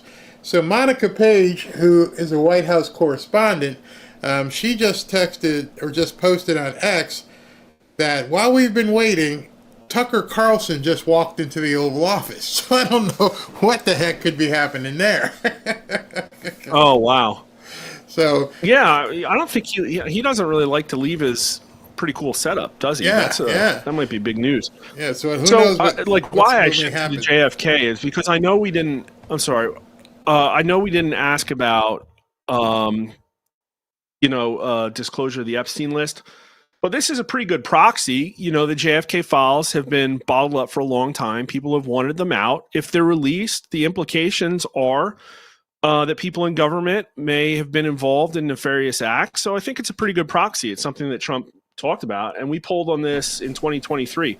Biden administration says it cannot release all government records related to the Kennedy assassination because of national security concerns. And so putting that in the question, admittedly, will mute the results. Yeah. Do you approve or disapprove of his decision to keep the records secret? And 19% strongly approved, 18% somewhat. So that's 37. And then disapprove was, got to make the math hard. What is that? 54% disapprove, 38% strongly. So now it's like, is that a strong signal? First off, people don't like to say no. They like to say yes. Okay. And it's a majority who disapprove, 38% strongly disapprove. So I would say there's a very strong desire to get this out, but the party numbers, Democrats are very different than Republicans and independents on this one. Of course. And it's because it was Biden's decision, right? It's like, I trust whatever Biden does. 57% approved. But yeah, 2/3 of Republicans are like, bring it. 2/3 of independents, bring it. I think that's probably pretty similar to the Epstein file. In fact, they're probably going to be higher, right? Because it's like, oh, well, Bill Gates, Tom Hanks. Like, let's go after all these people. Have you seen what Bill Gates has been saying lately? He's talking about it. Oh, no. He's beginning to talk about it and saying, I shouldn't have been there. I was having an affair. I mean, it's very interesting that here we are in 2025. He has been completely silent. No, I never went there. Now all of a sudden I got divorced because I was having an affair over there. And now which leads to the next question, which the reporters never ask: with who? Who was it you were having a 13-year-old Dominican Republic girl? Like, that's who it was. It was like I don't know. I mean, listen, how can I be blamed in maneuver warfare, in the fog of war, for missing this massive story? But wasn't he sucking up to Trump too? Yeah, and yesterday his numbers got dropped from USAID. It was something like he got $2 billion from USAID. So it's like, oh man, yeah, it all came together incredible. very, very quickly. And I can't imagine being in your position as a pollster, because whatever data set you have right now, you're going to go out and try to get some information, it could literally flip in 24 hours. It's like, here's this information.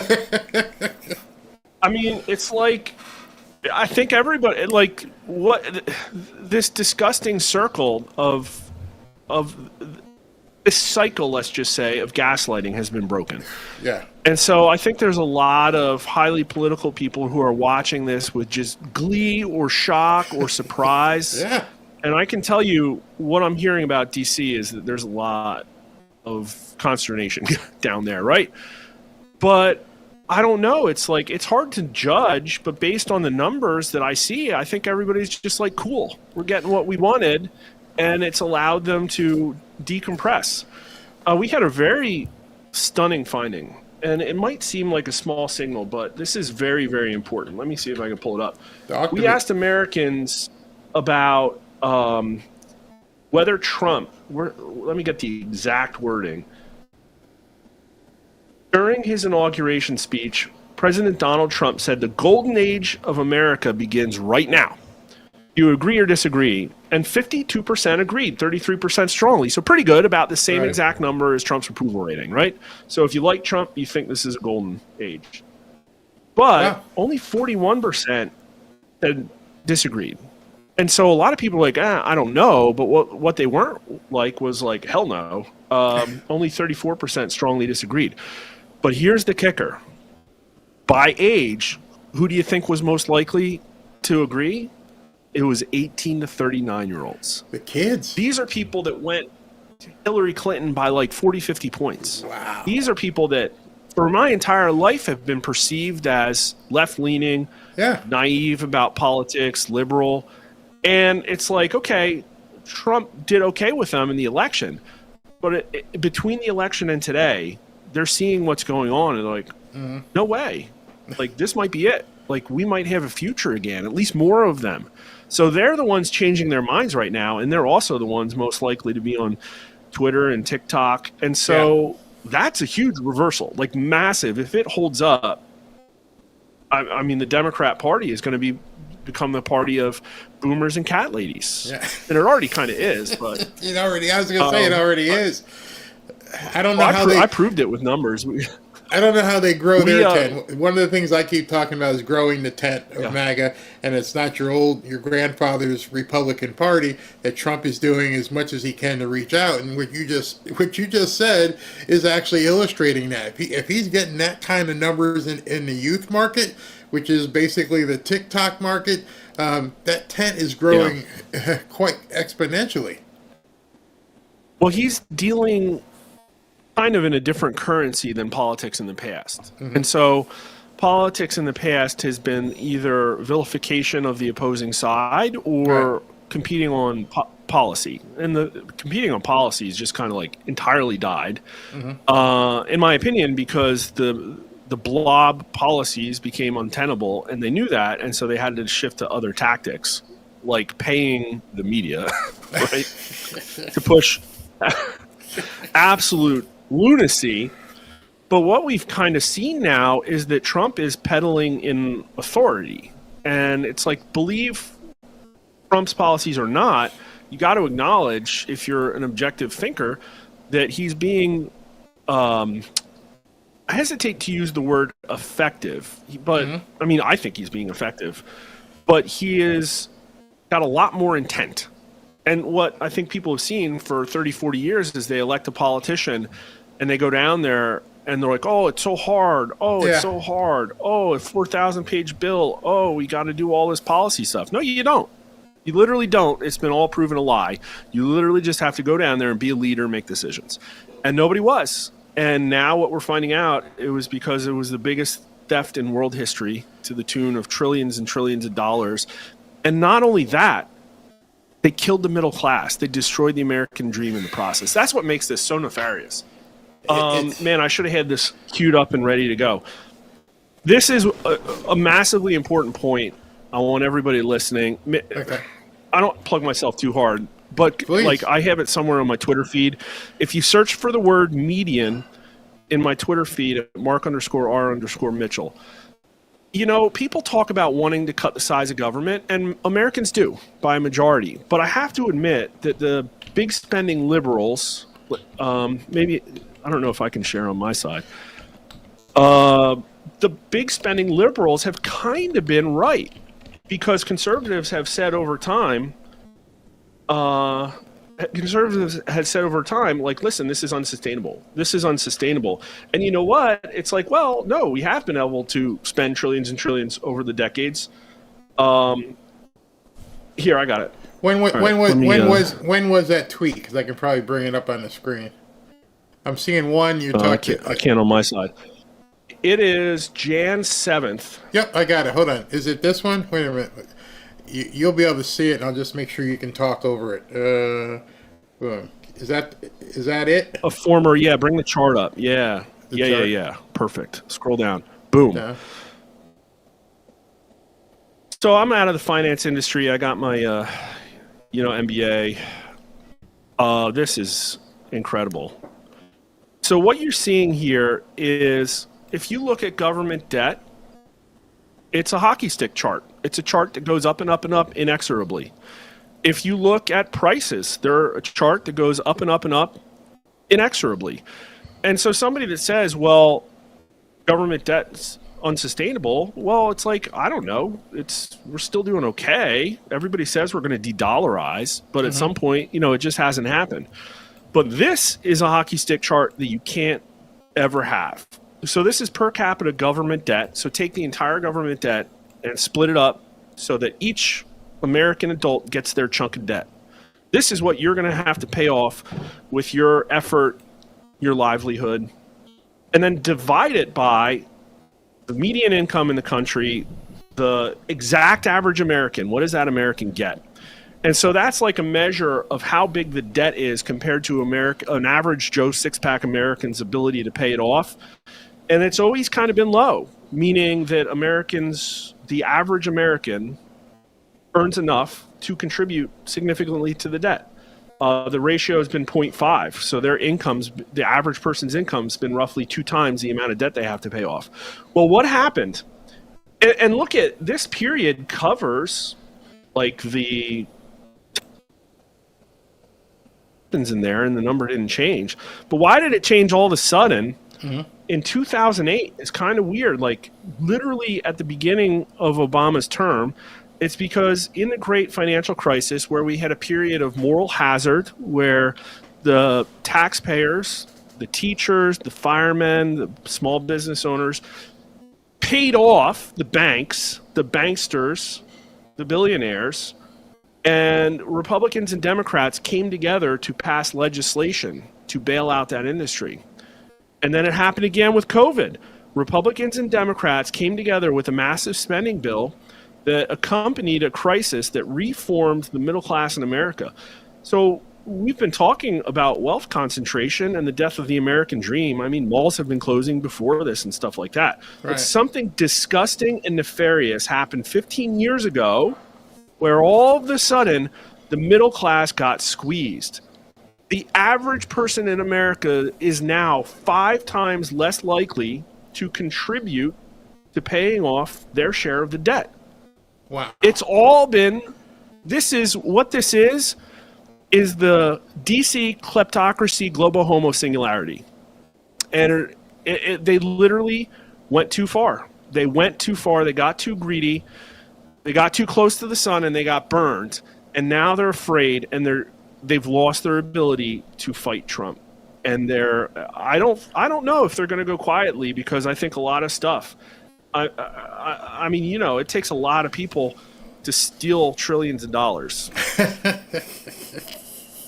Yeah. And so, I mean, this money went somewhere. Like it.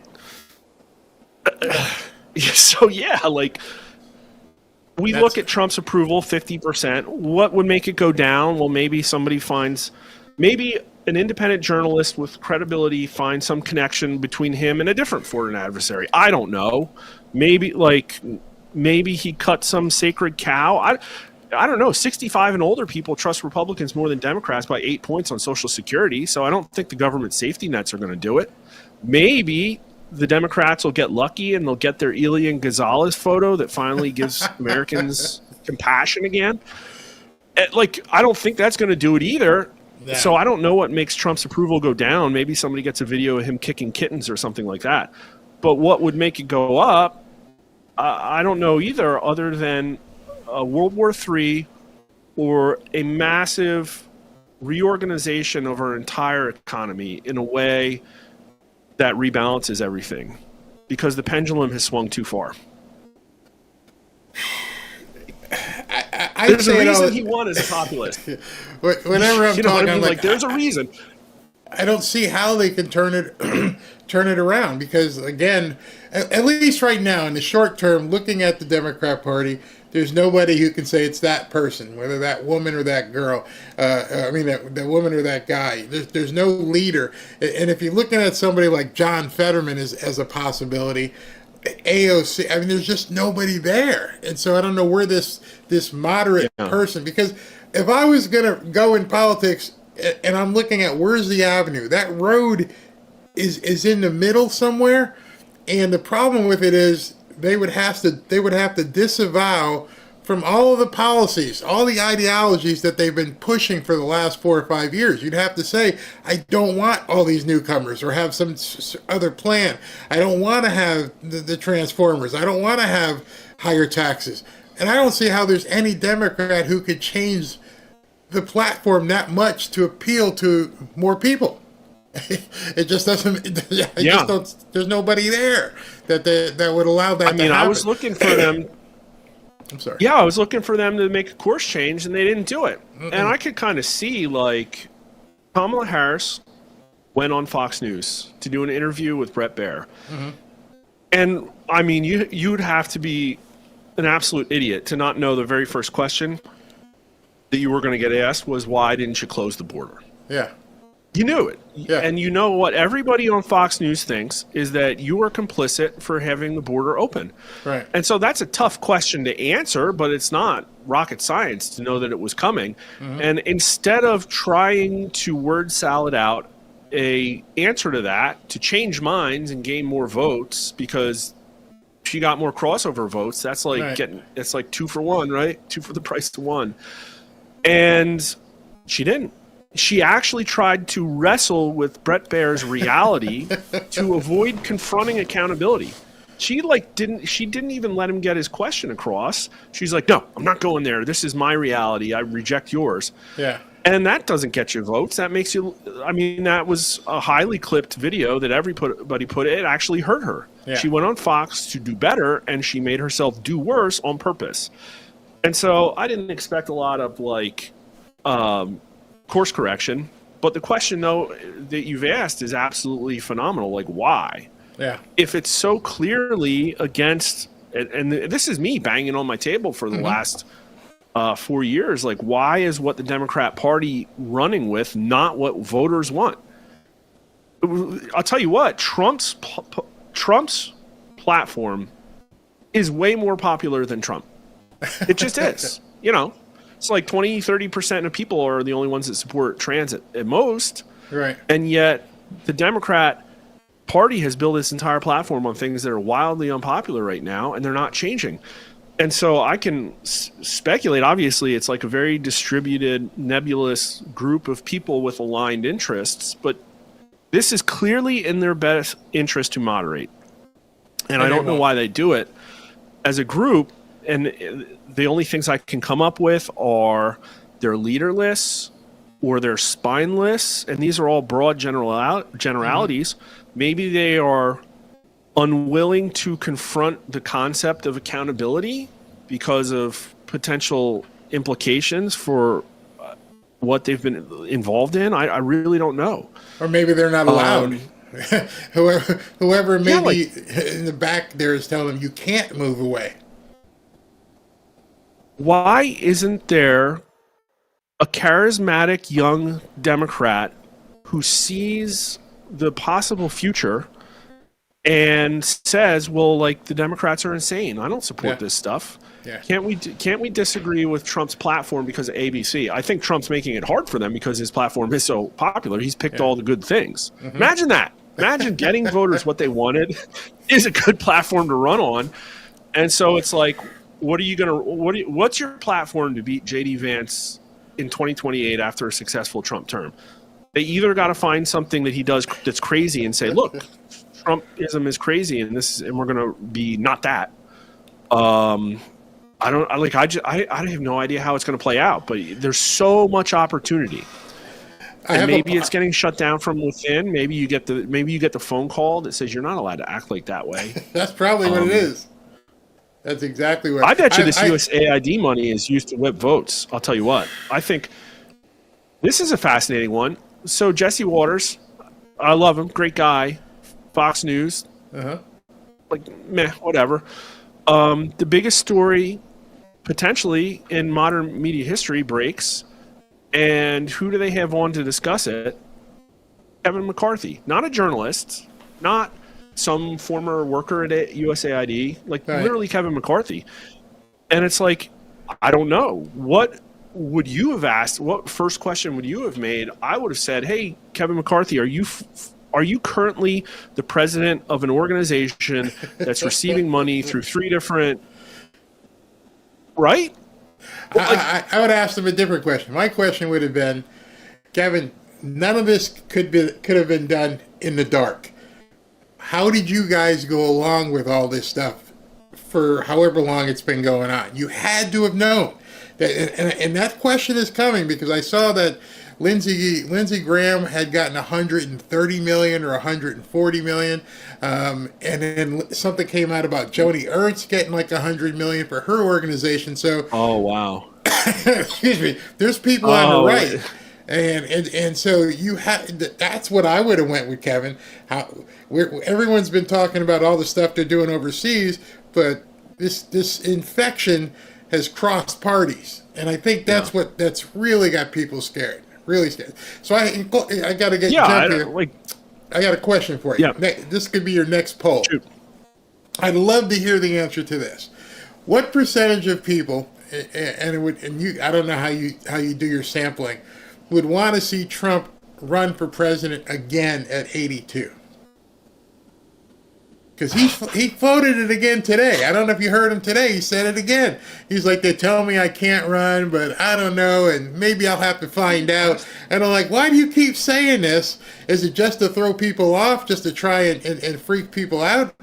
Or are you really thinking you could challenge that and run again? And then if you did, how many people would vote for Trump at 82 years old? So listen, it's on the table. I can tell you right now is not the right time to ask it. We've actually talked about it before. We haven't asked it. It's not, we need to see a year or two of Trump before. Yeah. We will probably do maybe we'll ask that around the time we do our first 2028 matchup. And enough hasn't happened on the Democrat side yet, and there's been no news hook for it. So this might be a fall of this year kind of thing. Okay. But yeah, we'll seriously consider it. I'll tell you what, they make up stuff about him in order to vilify him, like the fish food thing, And so I don't think he's concerned about negative optics being out there. Right. It's like they'll just cherry pick what he says in his speech and run with it as a hoax for years, even though, it should be retracted because they edited the video, right? And so what does he care if he says something? And so what it does do is explode a lot of heads. And at this point, I think it's great. Keep them demoralized. Keep waving shiny objects in front of them, and maybe he's just having fun. That's one of the things that Twitter has done to the media is they're still running on a story that happened 48 hours ago, and he drops new news today, and by the time they get through editorial and everything else, it's old news. We don't want to, for instance, I bet you if you polled a couple days ago, does it make any sense to make it Magazistan and take over Gaza? And there would have been a whole lot of people freaking out. And now it's like, now you're on to, the next thing. Yeah, nobody cares. Nobody will care by our cycle. We ask new questions every 3 days, and usually that's okay, right? And this one, it's like, man, it's so crazy. Like Bill Kristol put that. Did you see that? Bill Kristol put this. I guess it's satire. He wrote this like fan fiction about Trump talking to Steve Bannon at 2 a.m. It was really weird. And I thought it was real for about 30 seconds. And they talk about polling about Elon Musk, in The Economist. And I'm like, oh, guess I got a poll on Elon Musk now. And it's like, at most, if I did a standalone poll, like at least I could have an 8-hour turnaround. And that's not fast enough, dude. It's just not, man. It's just like the world has moved on. And I just love seeing. I have this image in my head of Trump like going home at night, and like Barron comes in. He's like, "You will not believe what they said about this. Good job. This one's awesome." He probably Dad, post this. Dad, post this. Yeah, put this in your speech. Here's a for instance, right? So he talked about, what did he say? He talked about the Palestinians, people like Chuck Schumer. And everybody's like, oh, that's hilarious, but what does it mean? Yeah. Well, I know who knows what that means. Chuck Schumer does. Yeah, exactly. Exactly. Some inside joke, and here Trump is in his tweets, like perfectly calculating how to drive Chuck Schumer insane. I bet you he was throwing stuff around. I don't know why, but I bet you he was throwing stuff around his Capitol Hill office. One of the things I always recognize and look at and file away and put it together. What you just said, if you remember, I don't know if it was the Catholic Charities dinner, the Al, whatever that guy's name, Al Jenkins dinner. Yeah, Al Smith. So he was sitting there joking with Chuck Schumer the whole time. So they do have some history being in New York, and who knows what the heck they were laughing at. So when he called him a Palestinian, who knows what he was referencing at that point? That could have been absolutely. Yeah, I wonder what they say. Yeah, because didn't they have like a real lip reader? Look at what Trump was talking to Obama about at the state funeral. I think I heard the one that was accurate. I'm like, wow, like that's a big conversation, and like you don't know. I mean, if Trump was telling Chuck Schumer, "Listen, you're going to be like, like target number one on the very first RICO case, the second Pam Bondi gets like." You would probably still not in. So you don't know. I mean, that's what it could be. Maybe they're ripping on Kamala Harris. Last question. That video was horrible. Yeah. Have you done any numbers? I saw somebody put out a poll, but I don't put any credence into it. I was going to ask you this. It said that Vivek is up by 30 points in the Ohio gubernatorial race. Is that something you've seen? No. Let me look it up. Most don't see Vivek Ramaswamy as a 2024 contender. We haven't polled Ohio since the election, and we're probably not going to unless we get close to 2026 or somebody funds it. I don't think that makes sense. I think that's way too high. Trump did well in Ohio, like better than in our polling. Mm-hmm. But that's like, I mean, who did they even put him against? I don't know. At this point, it might be too early. I don't know who they're talking about running with. Wait, was that primary numbers, or was that? I'd have to find it. But yeah. I know that somebody did say it. And like you said, how the news cycle moves so fast. Let me show you something one of our mods just sent me, and it's like you can't take a breath because things move so fast. Mark, check out this tweet, and it's bound to blow people up when they see it. Look at that. Uh-oh. Can you see it?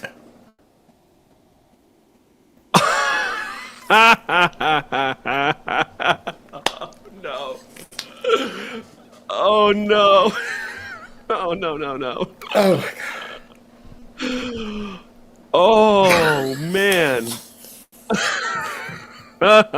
So all the news Oh, of the word selection. all the news of the day just went out the window as he drops that.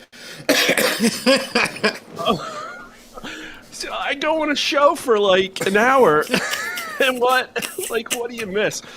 Hold on, let me do the math. 14,000 times what do these people get in salary and bonus, like and benefits on average? Let's call it 160. Yeah, I was going to say 150 to 200. Yeah, okay, that's a $2.2 billion hit to Washington, D.C.'s GDP this year.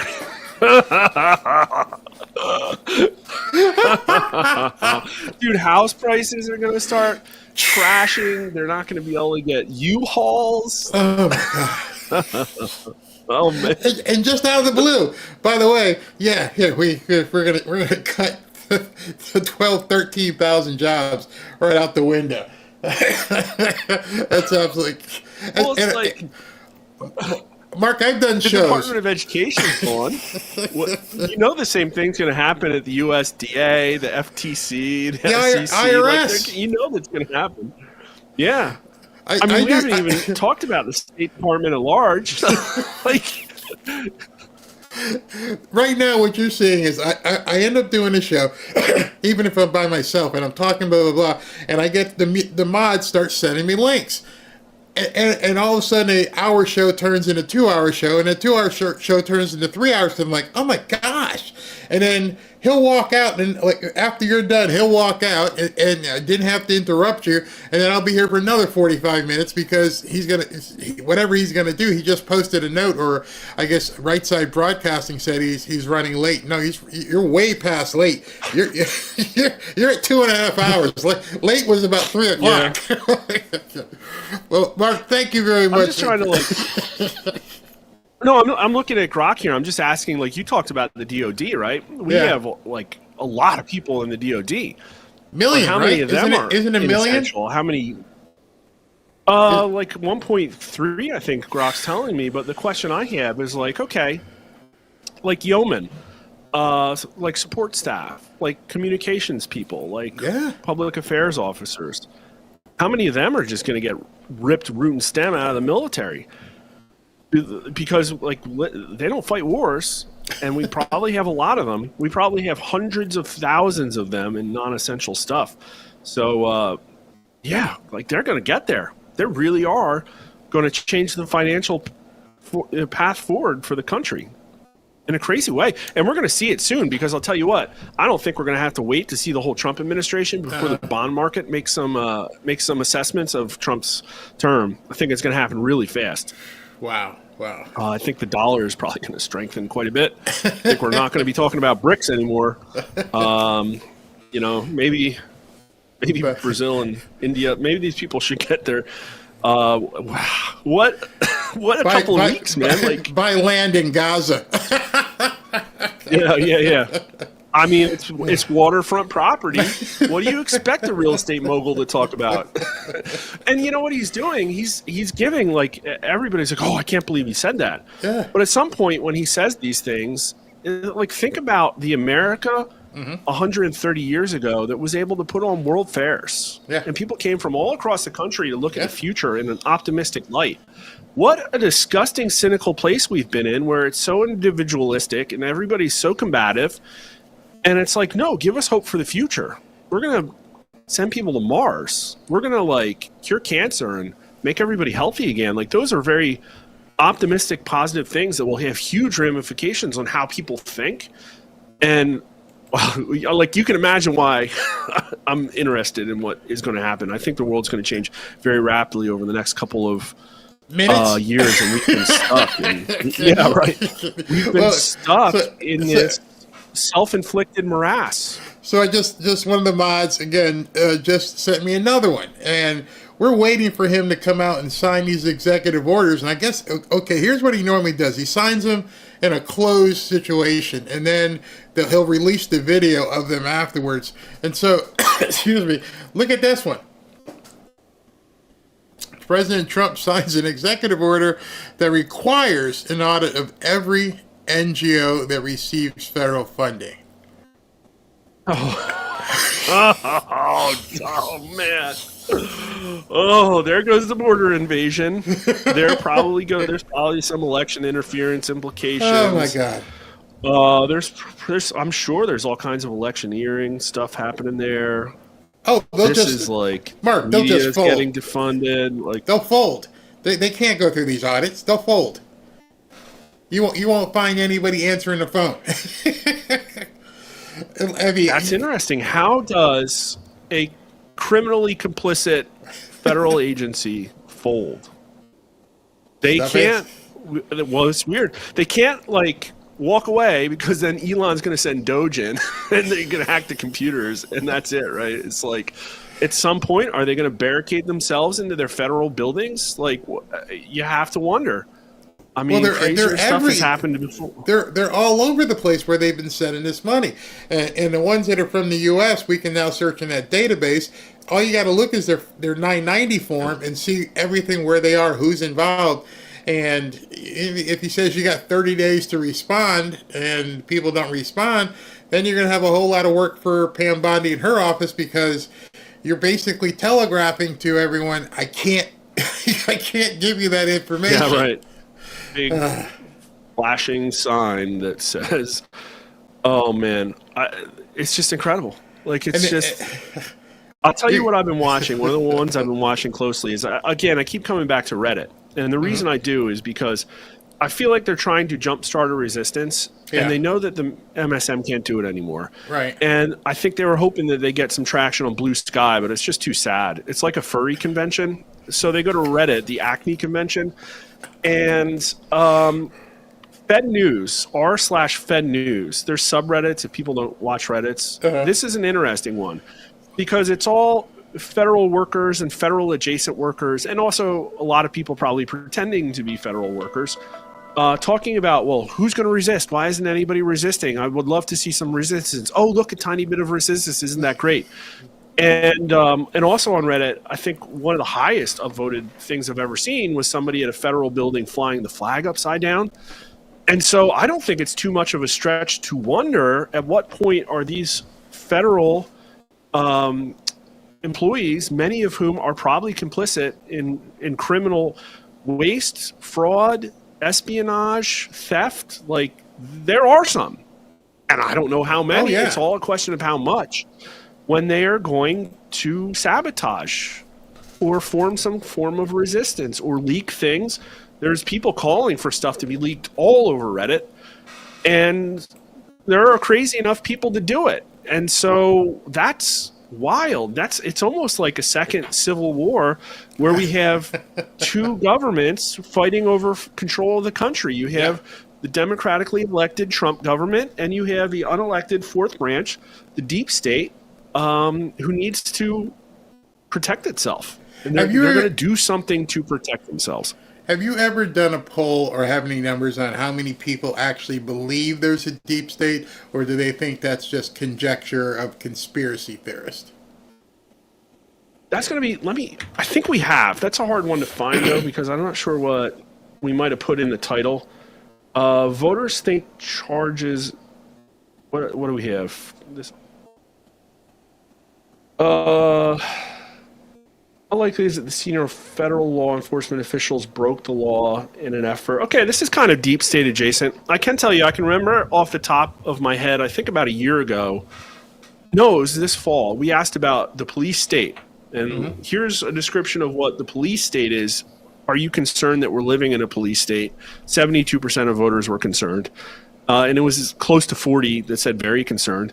This one's how likely is it that senior federal law enforcement officials broke the law in an effort to undermine the Trump presidency? This was in respect to Comey at the FBI. 48% said likely, 34% very.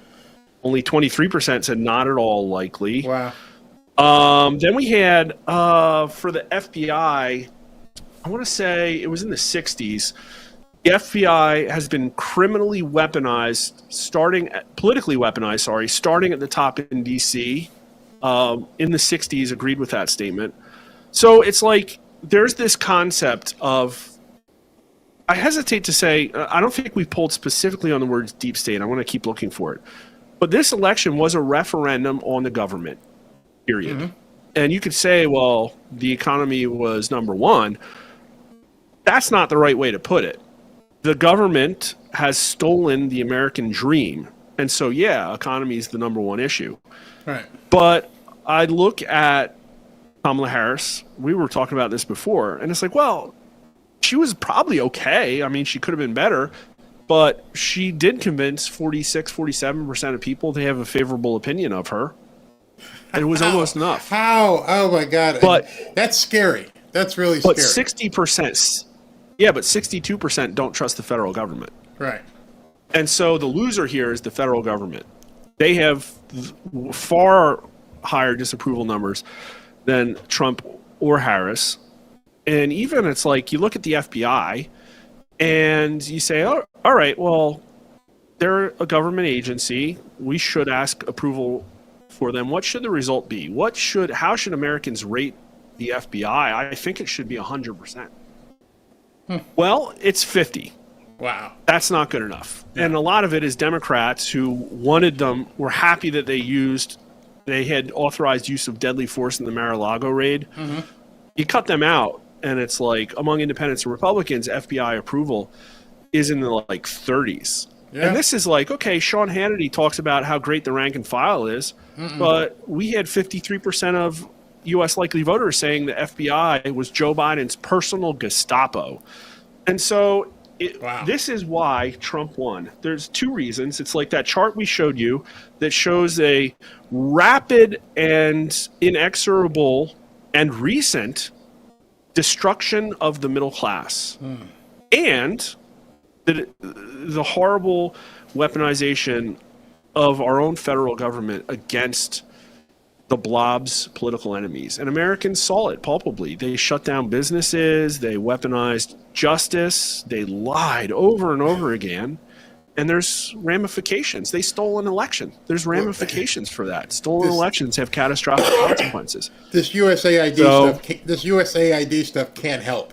It can only hurt, as all this stuff. You know, I was talking earlier before you got on, and I was like, it only hurts if people know about it. And unless you're on Twitter, unless you're on X and you see it, the media's not even talking about it. I mean, sometimes on Fox, but on MSNBC, CNN, CBS, it's not even getting out there. So that's probably why it's not swaying a lot of people's minds right now, because they don't know. And that tells me that it's real, because if it wasn't real, they could either combat it, face it, but they're not doing anything to try and even let people know. So I think they're in big, I'm trouble. I'm going to make a charge to your audience. I'll say the same thing to mine tomorrow, but I think civic duty has morphed. It's changed because things are changing rapidly now. We're in a very different world than we were just a year ago. Mm-hmm.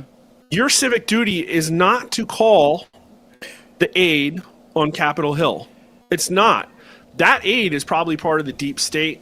That aid has been employed by people on the right and the left and has a vested interest in seeing this gravy train persist, on average, right? Like, there's probably some good ones. Your civic duty is to go to Twitter every day, period. I'm not telling you to rag on Bill Kristol like I do. I'm not telling you to signal boost MAGA stuff. I'm just saying go to Twitter and interact, and you will help save America. Because I say Twitter that all the is time. The tool right now. It's all the time. Yeah. Yes, you have to do that. I told people you got to get in the fight because the media is not covering it. So I just showed you something. The SV, one of our mods, just sent me something else. So the last thing lasted literally about... I don't know if I'm ready. It's too much, Barry. Too much winning. Lasted about too much winning. Lasted about 10 minutes, right? Oh, they couldn't even cry over that. Now let's give them something to cry for. Breaking: the Trump administration just informed employees of USAID's Bureau of Resilience, Environment, and Food Security that the entire bureau is done.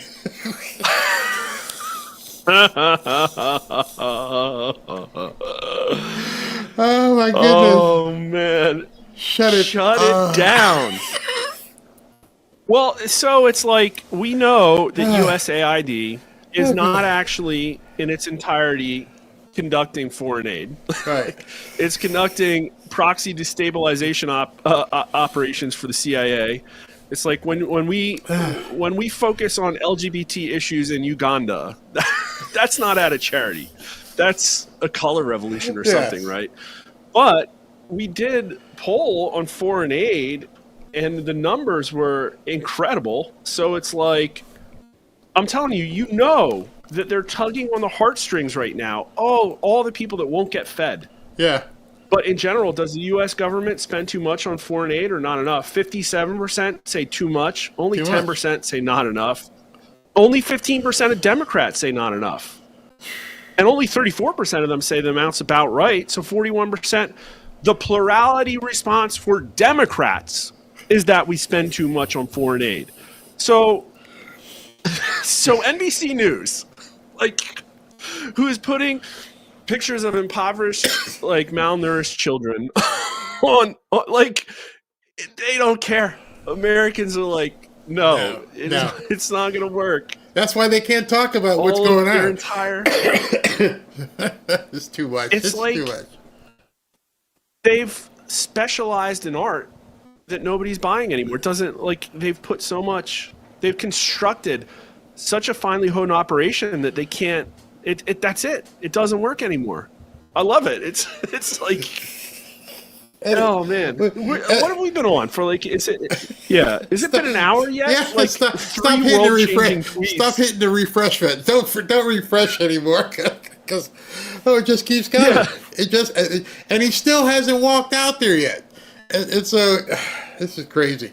And I know what'll happen. I'll get here. I'll take some questions I'll be just about ready to shut down, and then he'll walk out and have a meeting. Yeah. But this is crazy. I mean, it's 5:20 at this point.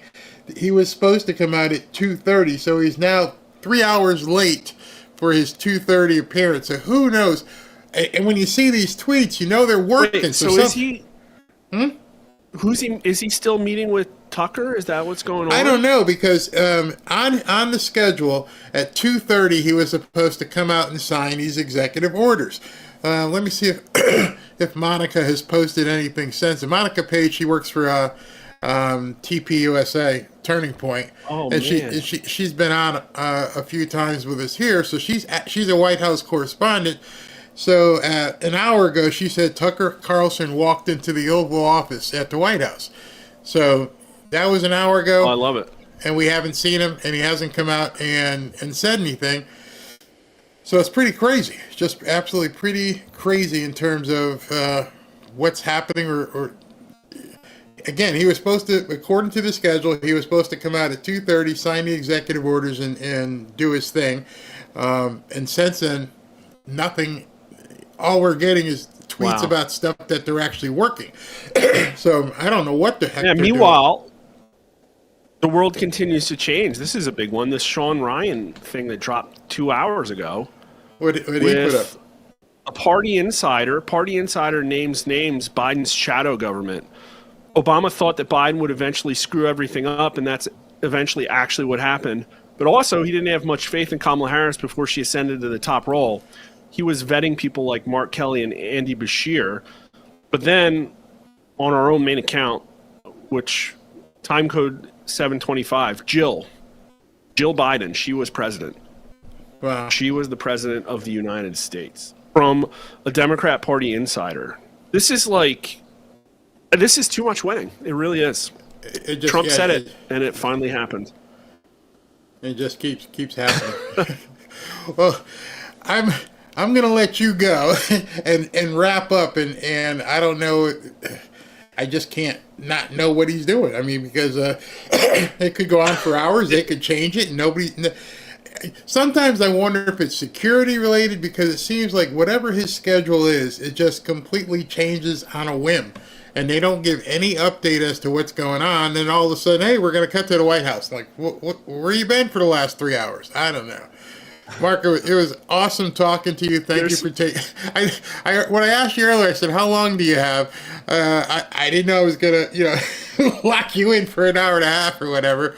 If you guys want to follow both Rasmussen Reports on X and then Mark personally at Mark_R_Mitchell on X, let him know that you thank you for his time and check out his data and his snarky tweets. It is snarky. Just very snarky. Very Getting snarky. some snark. Well, It's what thank Twitter you. wants. I Yeah. try to put. Yeah, I try to put memes on the algorithm, but it's like, no, my smart ass comments are what goes. So whatever, I'll run with it. You're cultivating that audience that likes to snark. That's cool. Yeah. All right, thank you, brother. Thank you very much for taking so much time out of your day. I apologize if it was too long. That's perfect. Finally got it to work. Yeah, thanks so much. All right, thank you, brother. Talk to you soon. everybody. All right, everybody, that was Mark Mitchell from Rasmussen Reports. At this point, I'll take some comments because it's been so long since I've heard from you guys. I don't want to ignore you. I'm here. But I don't know what's happening. Don't have any information for you in regards to what he's doing. So I'll stay on. I'm checking all the different speeds. I'm looking at Fox, looking at RSPN, looking at C-SPAN. Nothing. Got nothing. I checked Caroline Levitt's page. Nothing. So yeah, please do me a favor. Do yourself a favor. Go ahead and follow Mark and interact with him. And like he said, get in the game. Excuse me. This is what America First looks like. 17 D-class has been indicated. What's that mean? If you know, you know. I think I know. Hey, Barry, great segment, by the way. I want that shirt. A couple of people like this shirt. Wait a minute, what we got here? Benny Johnson. President Trump signs an executive order to read. Yeah, we just posted that while Mark was on screen. Hoodie link did not work. I will check it. I'll check it right now and see if it works. Because it went down once before a couple weeks ago when we got kind of like malicious code. Hold on, I'm waiting to see it. Oh yeah, it looks like we may have some malicious code on there again. I will have to call our provider. What in the heck happens? Hey, SB, are you pulling up? If you pull up the... Oh, man, I'm getting, like, all kinds of bad stuff again. Yep. All right, so I'll have to get somebody on it to... It looks like... let me just check one more time. See, that's one of the problems with the side problems from doing stuff about Trump. Constantly. Oh, no, it came right up. So whatever glitch it was, it's right up, came right up for me. So maybe it was a bad node or something. I don't know. I don't know, but it's working. By the way, let me just show it to you. Go to fanfareshop.org. And I'm looking at it right now, so it is indeed working. Mozilla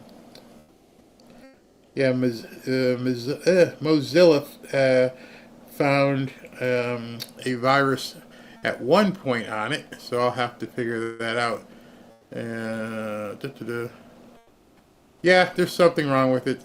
I get that from time to time. People hack in, they hate Trump, and so they figure out, here's a WordPress site that, whatever. So I'll have to call IT and tell them to clean it again and get the malware out. So give me a day because it's crazy.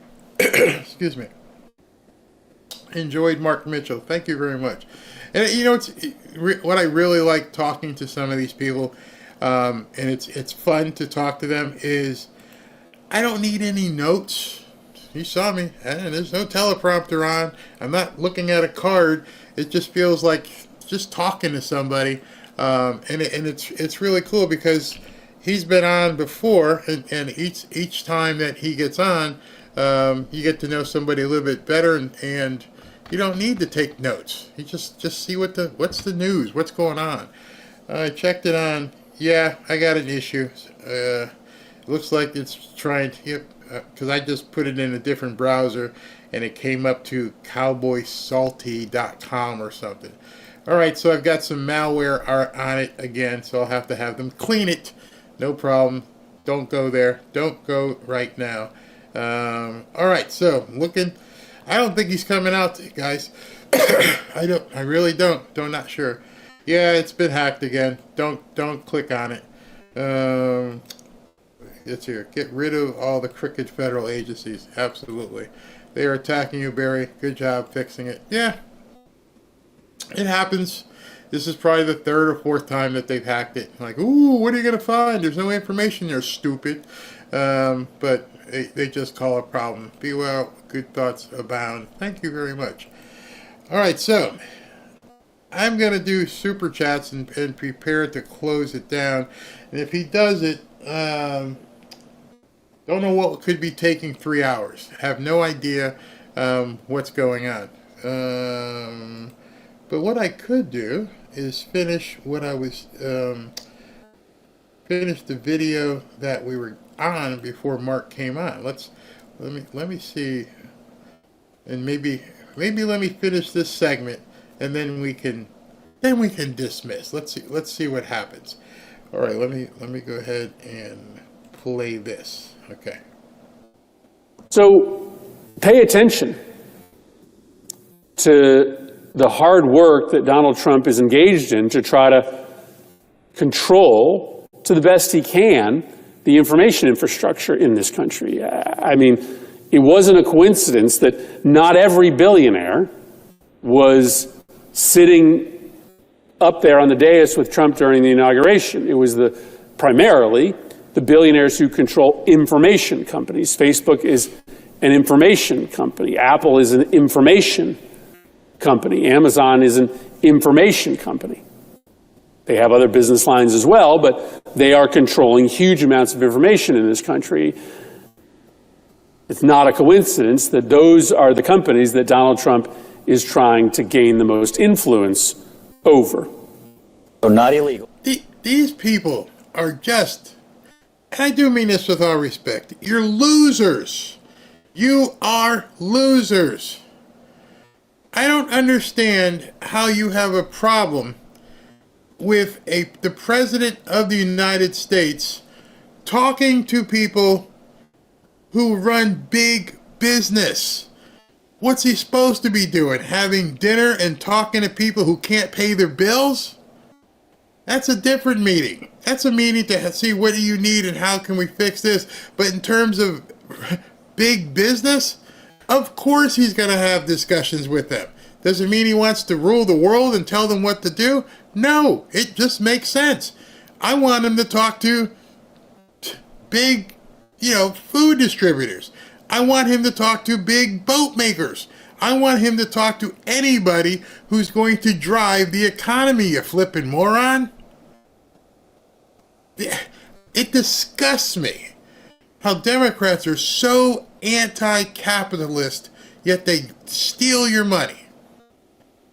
Don't look what I'm doing. It's those big bad millionaires and billionaires. Those millionaires and billionaires taking your money. I'm sorry, bro. No, I'm not sorry. You're an idiot.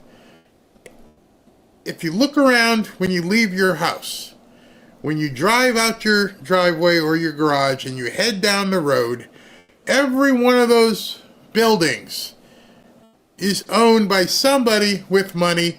And if you look at those buildings, there's a lot of tenants and retail establishments who are making their living, who are selling pizza or jewelry or whatever, because somebody with more money made a building that they could sell their goods from. And right now, whether you like it or not, Chris Murphy, the most opportunity for financial success is in tech. So whether you want to sell hoodies, whether you want to sell, spice, perfume, it is most profitable to be online. And so talking to the people who control the malls, per se, Amazon, Facebook, Apple, that's where the money is, fool. Like we were saying to Mark, they don't understand the messaging. They're talking to these people right here. Yes, those people have votes, but they don't have enough of them. And they can't change the way they think. All they're doing is talking to this many people. You helped destroy the middle class, and whining about it isn't going to rebuild it.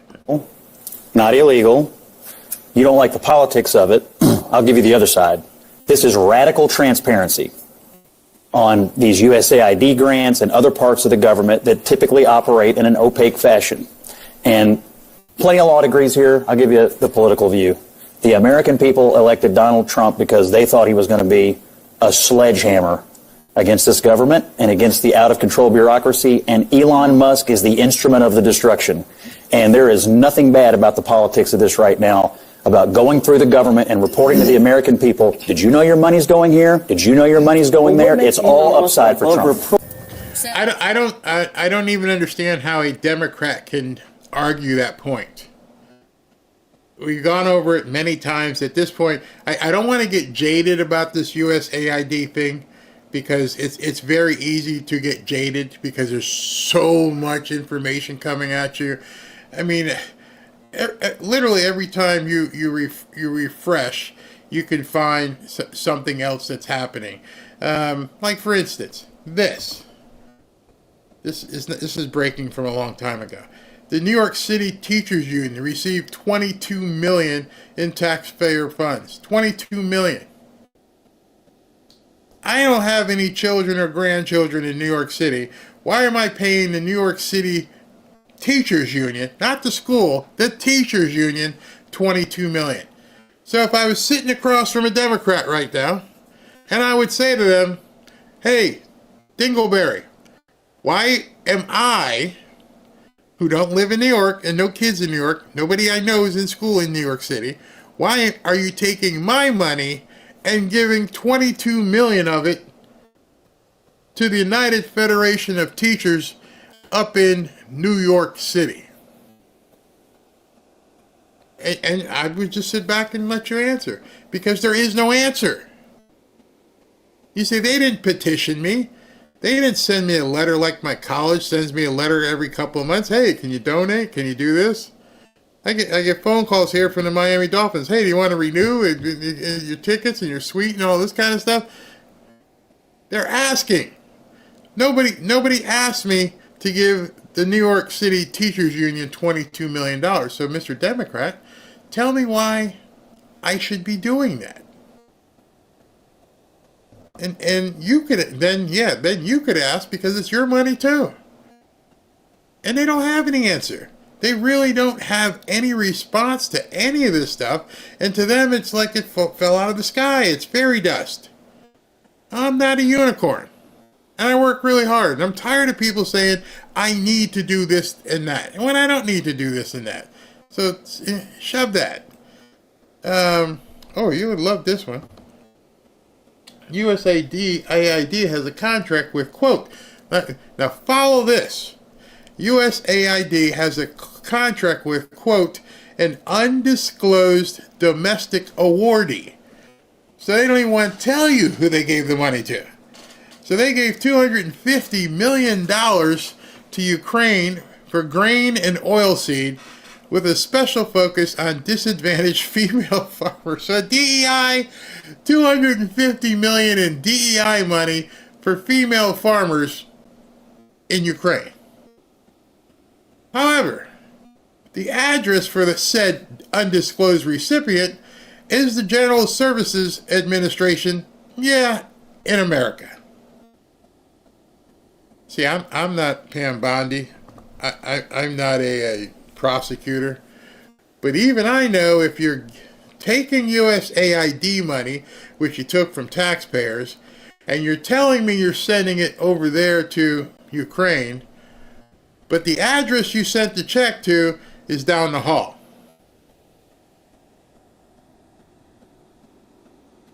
Tell me, how's that work?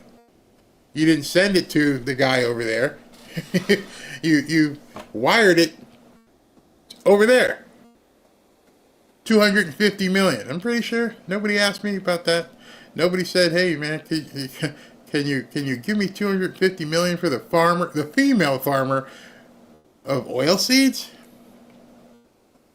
This is crazy. Wow, y'all love this shirt today. I'm gonna have to tell Robin. Thank you very much. What did somebody just say? Oh, MTG just posted a clip about 2.7 million. Let me see if I can find that. It just keeps coming. It was so funny talking to Mark and then talking to him, hitting refresh or SB sending something. Oh, here's something else. Oh, here's another one. It just keeps coming. Let me see. She's got two different profiles, so I'm not sure which one this will be on. Is it this one? I can't tell. It says 20. Oh, the war on. Oh, I'm not sure which one this is. I don't see trillions, but I see her. She posted something. She posted this, which is she reposted this post from Doge, and basically what it is she found, or they found, even more money trail, leading the charge to root out fraud and waste in the federal government. Billions of your money lost with improper payments and all kinds of money. So this has turned out to be a fantastic new golden age.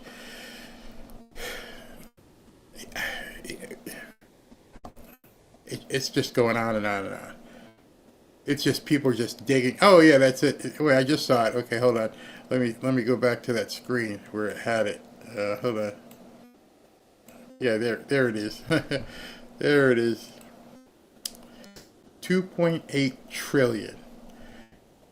And this is 2.8 trillion in improper payments, meaning they should not have gone out. They spent 2.8 trillion in something called improper payments. I've said it to you guys before as we've done shows. I literally could sit here and just hit refresh. It's so bad at this point. It's just every couple minutes. Every couple of minutes, it's like I can't take it. I can't take any more of this stuff. What you people are doing. And what you've done to this country. Let's finish this video. We know now that USAID was funding so many news outlets, to include the BBC. So I want to remind people, remember that Project Mockingbird that was declassified was actually a CIA op during the Cold War to actually use media to influence people, to include the American people. So are we surprised that USAID, which is also doing a lot of the dirty work for the intelligence agencies, was caught red-handed funding massive propaganda outlets, not just in the United States, but across the world? No, we're not surprised at all. However, does it need to continue? Absolutely not, which is exactly why it's really important that Doge continues the work that it needs to be doing. Now, I just want to be clear about something. I absolutely think that what Elon specifically is doing is dangerous, probably to his life, because he's pissing off a lot of people.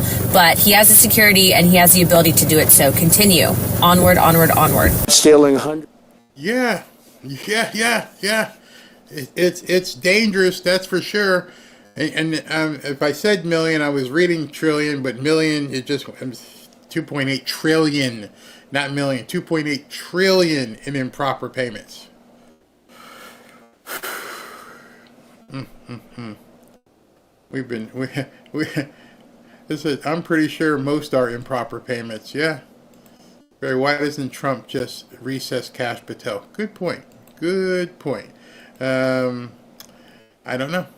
Maybe he knows he's gonna get confirmed. And they're just tell him just go with it. She could take her personal millions. Oh, by the way, she said that was Anna Paulina Luna. She's got some major information that's going to drop next week that all of America's going to want to know about. So that's going to be very interesting to see what she's got planned. I don't know. Project Mockingbird, Mockingjay, and Hunger Games similarity, accidental. I don't think there's any accidents. All right, so he's still not coming out, and RSBN, everybody. I don't know what's going on. Wish I could tell you, but I'm sure eventually he will come out. And what I'll look to do is see if I can't tape it when he comes out, and we'll discuss it. Something tells me I'm really feeling that something is going to break tonight. I don't have any inside knowledge. I just have a feeling something is going on. There's a reason why he's not out there. There's a reason why Tucker went into the office, in my mind. Tucker just wouldn't show up. You got to do my executive orders, man. But in any event, we'll have to figure that out and what exactly is going on. But I'll tape it so we don't miss anything. All right, so let me just tell you, I'm not going to put up the hoodie link because I've got to call tech support and have them clean the site again because it's been hacked again. Please go to fanfareshop.org/group. Join 14,000 plus fellow patriots. Please feel free to say hi to some people over there. Now, what I may do, I'll just have them clean the site. I was going to think about doing a new site, but because this is like the third time people have tried to hack it. They don't get any data. Just to let you know, they don't have access to any data because if you looked at our site, there's no page. It's just Java. It's just not Java, but there's code that fades it to another very, very secure database, which they can't get into. So that being said, they're nuts. All right, so let's look at some super chats. Fume Drummer, make the newly hired IRS agents into NGO auditors, really, or put them in Alaska. Ernest Spencer, just a thought. How is the lamestream media going to explain the huge amount of bucks they have received? They won't. They are going to ignore it. We can tell they're going to ignore it because they haven't mentioned it yet. Hey, Tommy, Tommy Radband, 250th America in Palm Beach. That'd be pretty cool. Let's see here. Marie Martin, thank you. Marie came through twice. Thank you very much, Marie.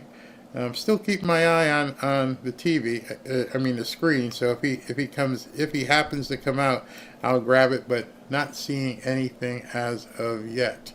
But I'll keep looking. Let me see this.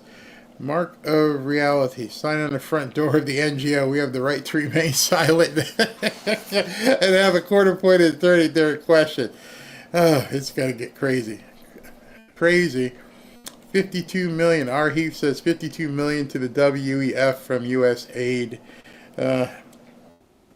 Bubba, I remember Pinky in the Brain. Yes, I do. I remember Pinky in the Brain. I wasn't a big fan of Pinky in the Brain, but I did watch it. Maria, I guess Bill Gates won't be building that $2 billion nuclear power plant now. No, I don't think that's going to work. And I think Bill's going to have some other stuff to worry about. Because who knows what's coming. Let's see here.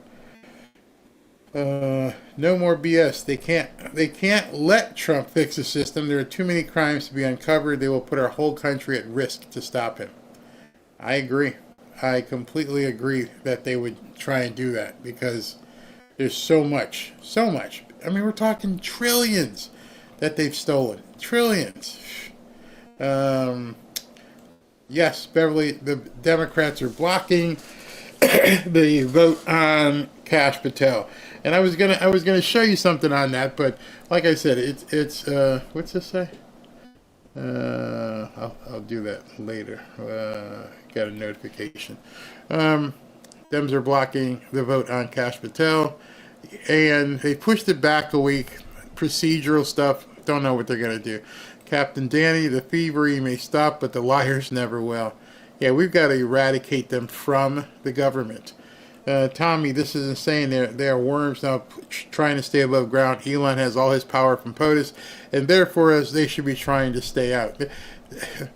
They're just trying to brainwash people, as they always do.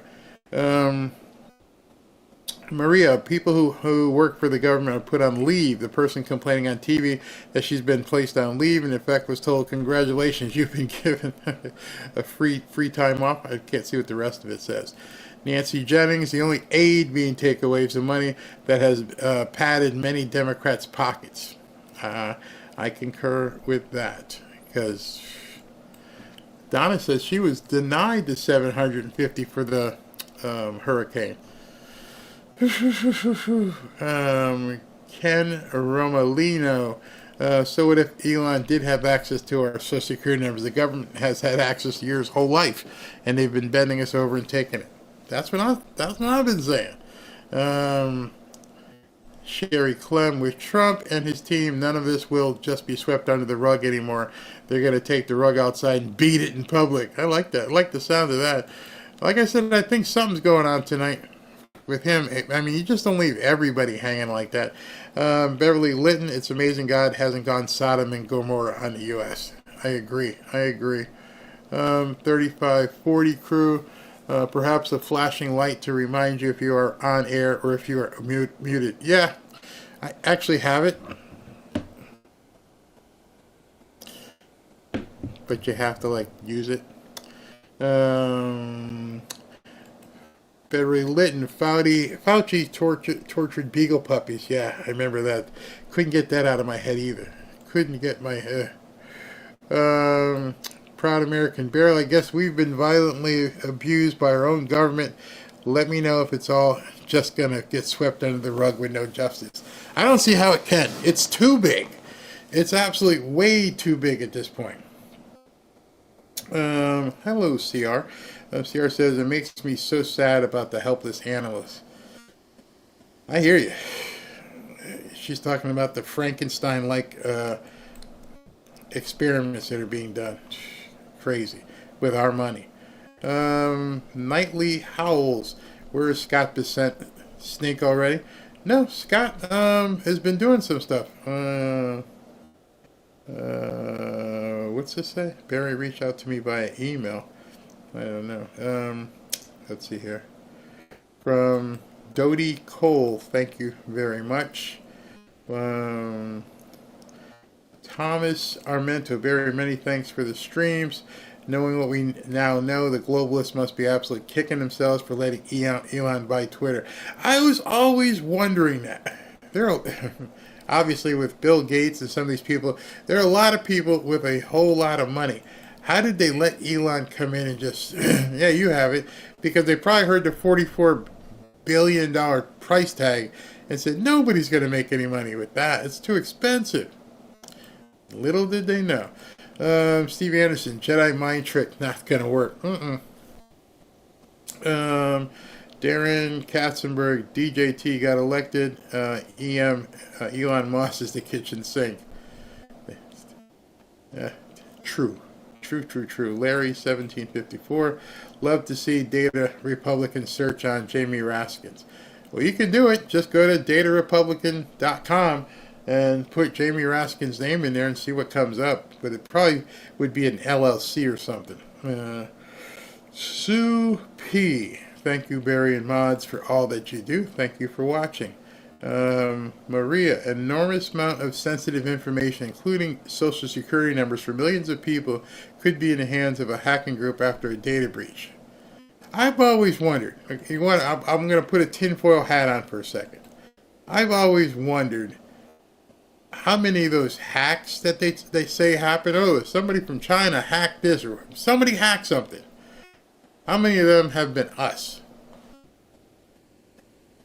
Yeah, you have to wonder that too, because we don't know. Maria, the hacking group, DOD claimed it was that, but allegedly stole personal records of 2.9 billion people from national public data, according to class action suit. Yeah, and they're worried about Elon. D-Lad, neurotic is the word you're searching for. Yeah, that would have been it.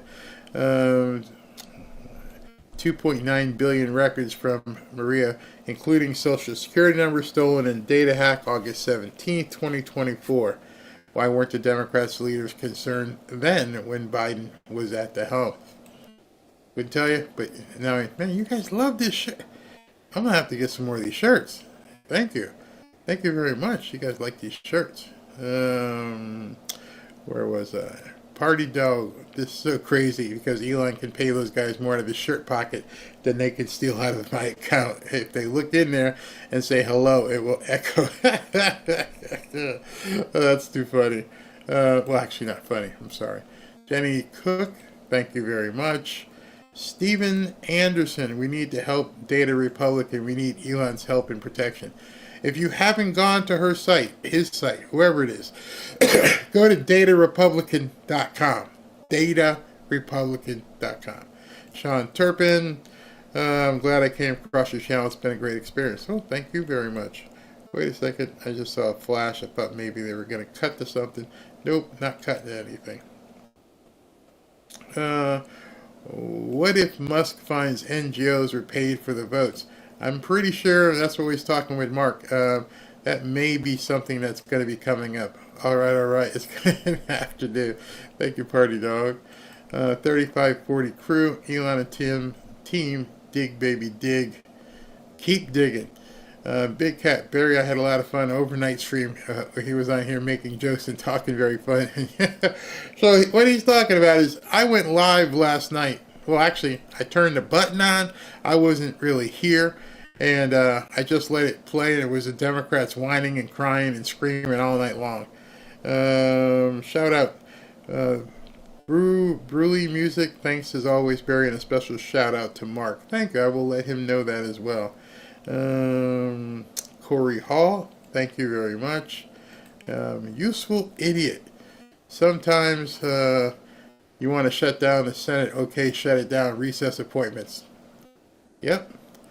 So, I'm almost at the end. Two more. Rose Rohali says, thank you, Barry, for all you do, and your wife and all the mods. Thank you. Yes, thank you. And Carmen, can't Thune just say we're ready to vote for Kash with or without you?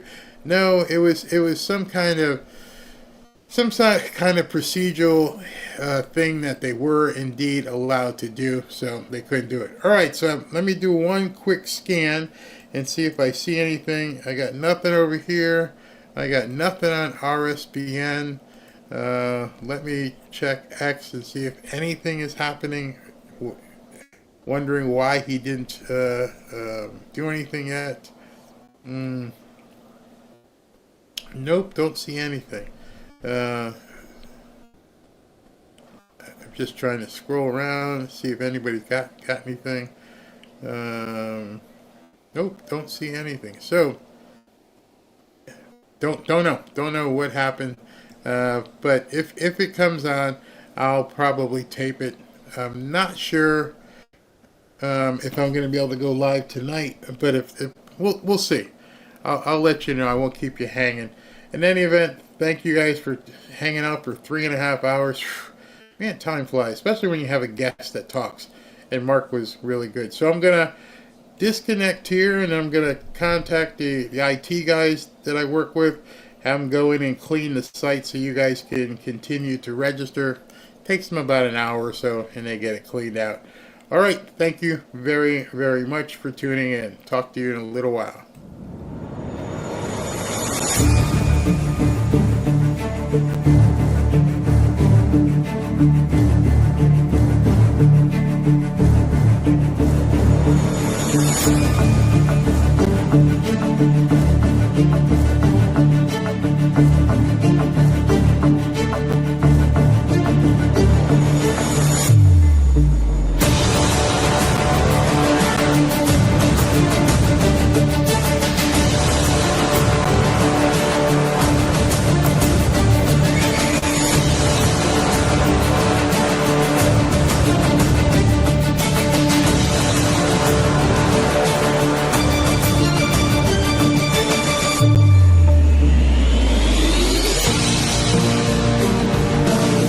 Oops, it's me again. I had to jump back in.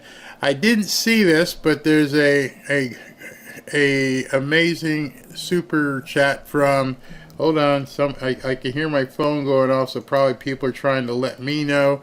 I just saw it myself. I want to make sure I bring this to everybody's attention because I don't want anybody to feel slighted. Where is it? All right, here it is. Found it. I didn't go off yet. I want to thank you to KRO with the amazing super chat. Thank you. Barry, we have learned so much because of you and are better Americans because of it. We are all participating in our government in our own individual capacity. Thank you very, very, very much. Make sure I didn't forget anybody else before I run the outro. Let me see who this is. There, IT challenge. All right, so what? Wait a minute. I'm missing something here. Wait.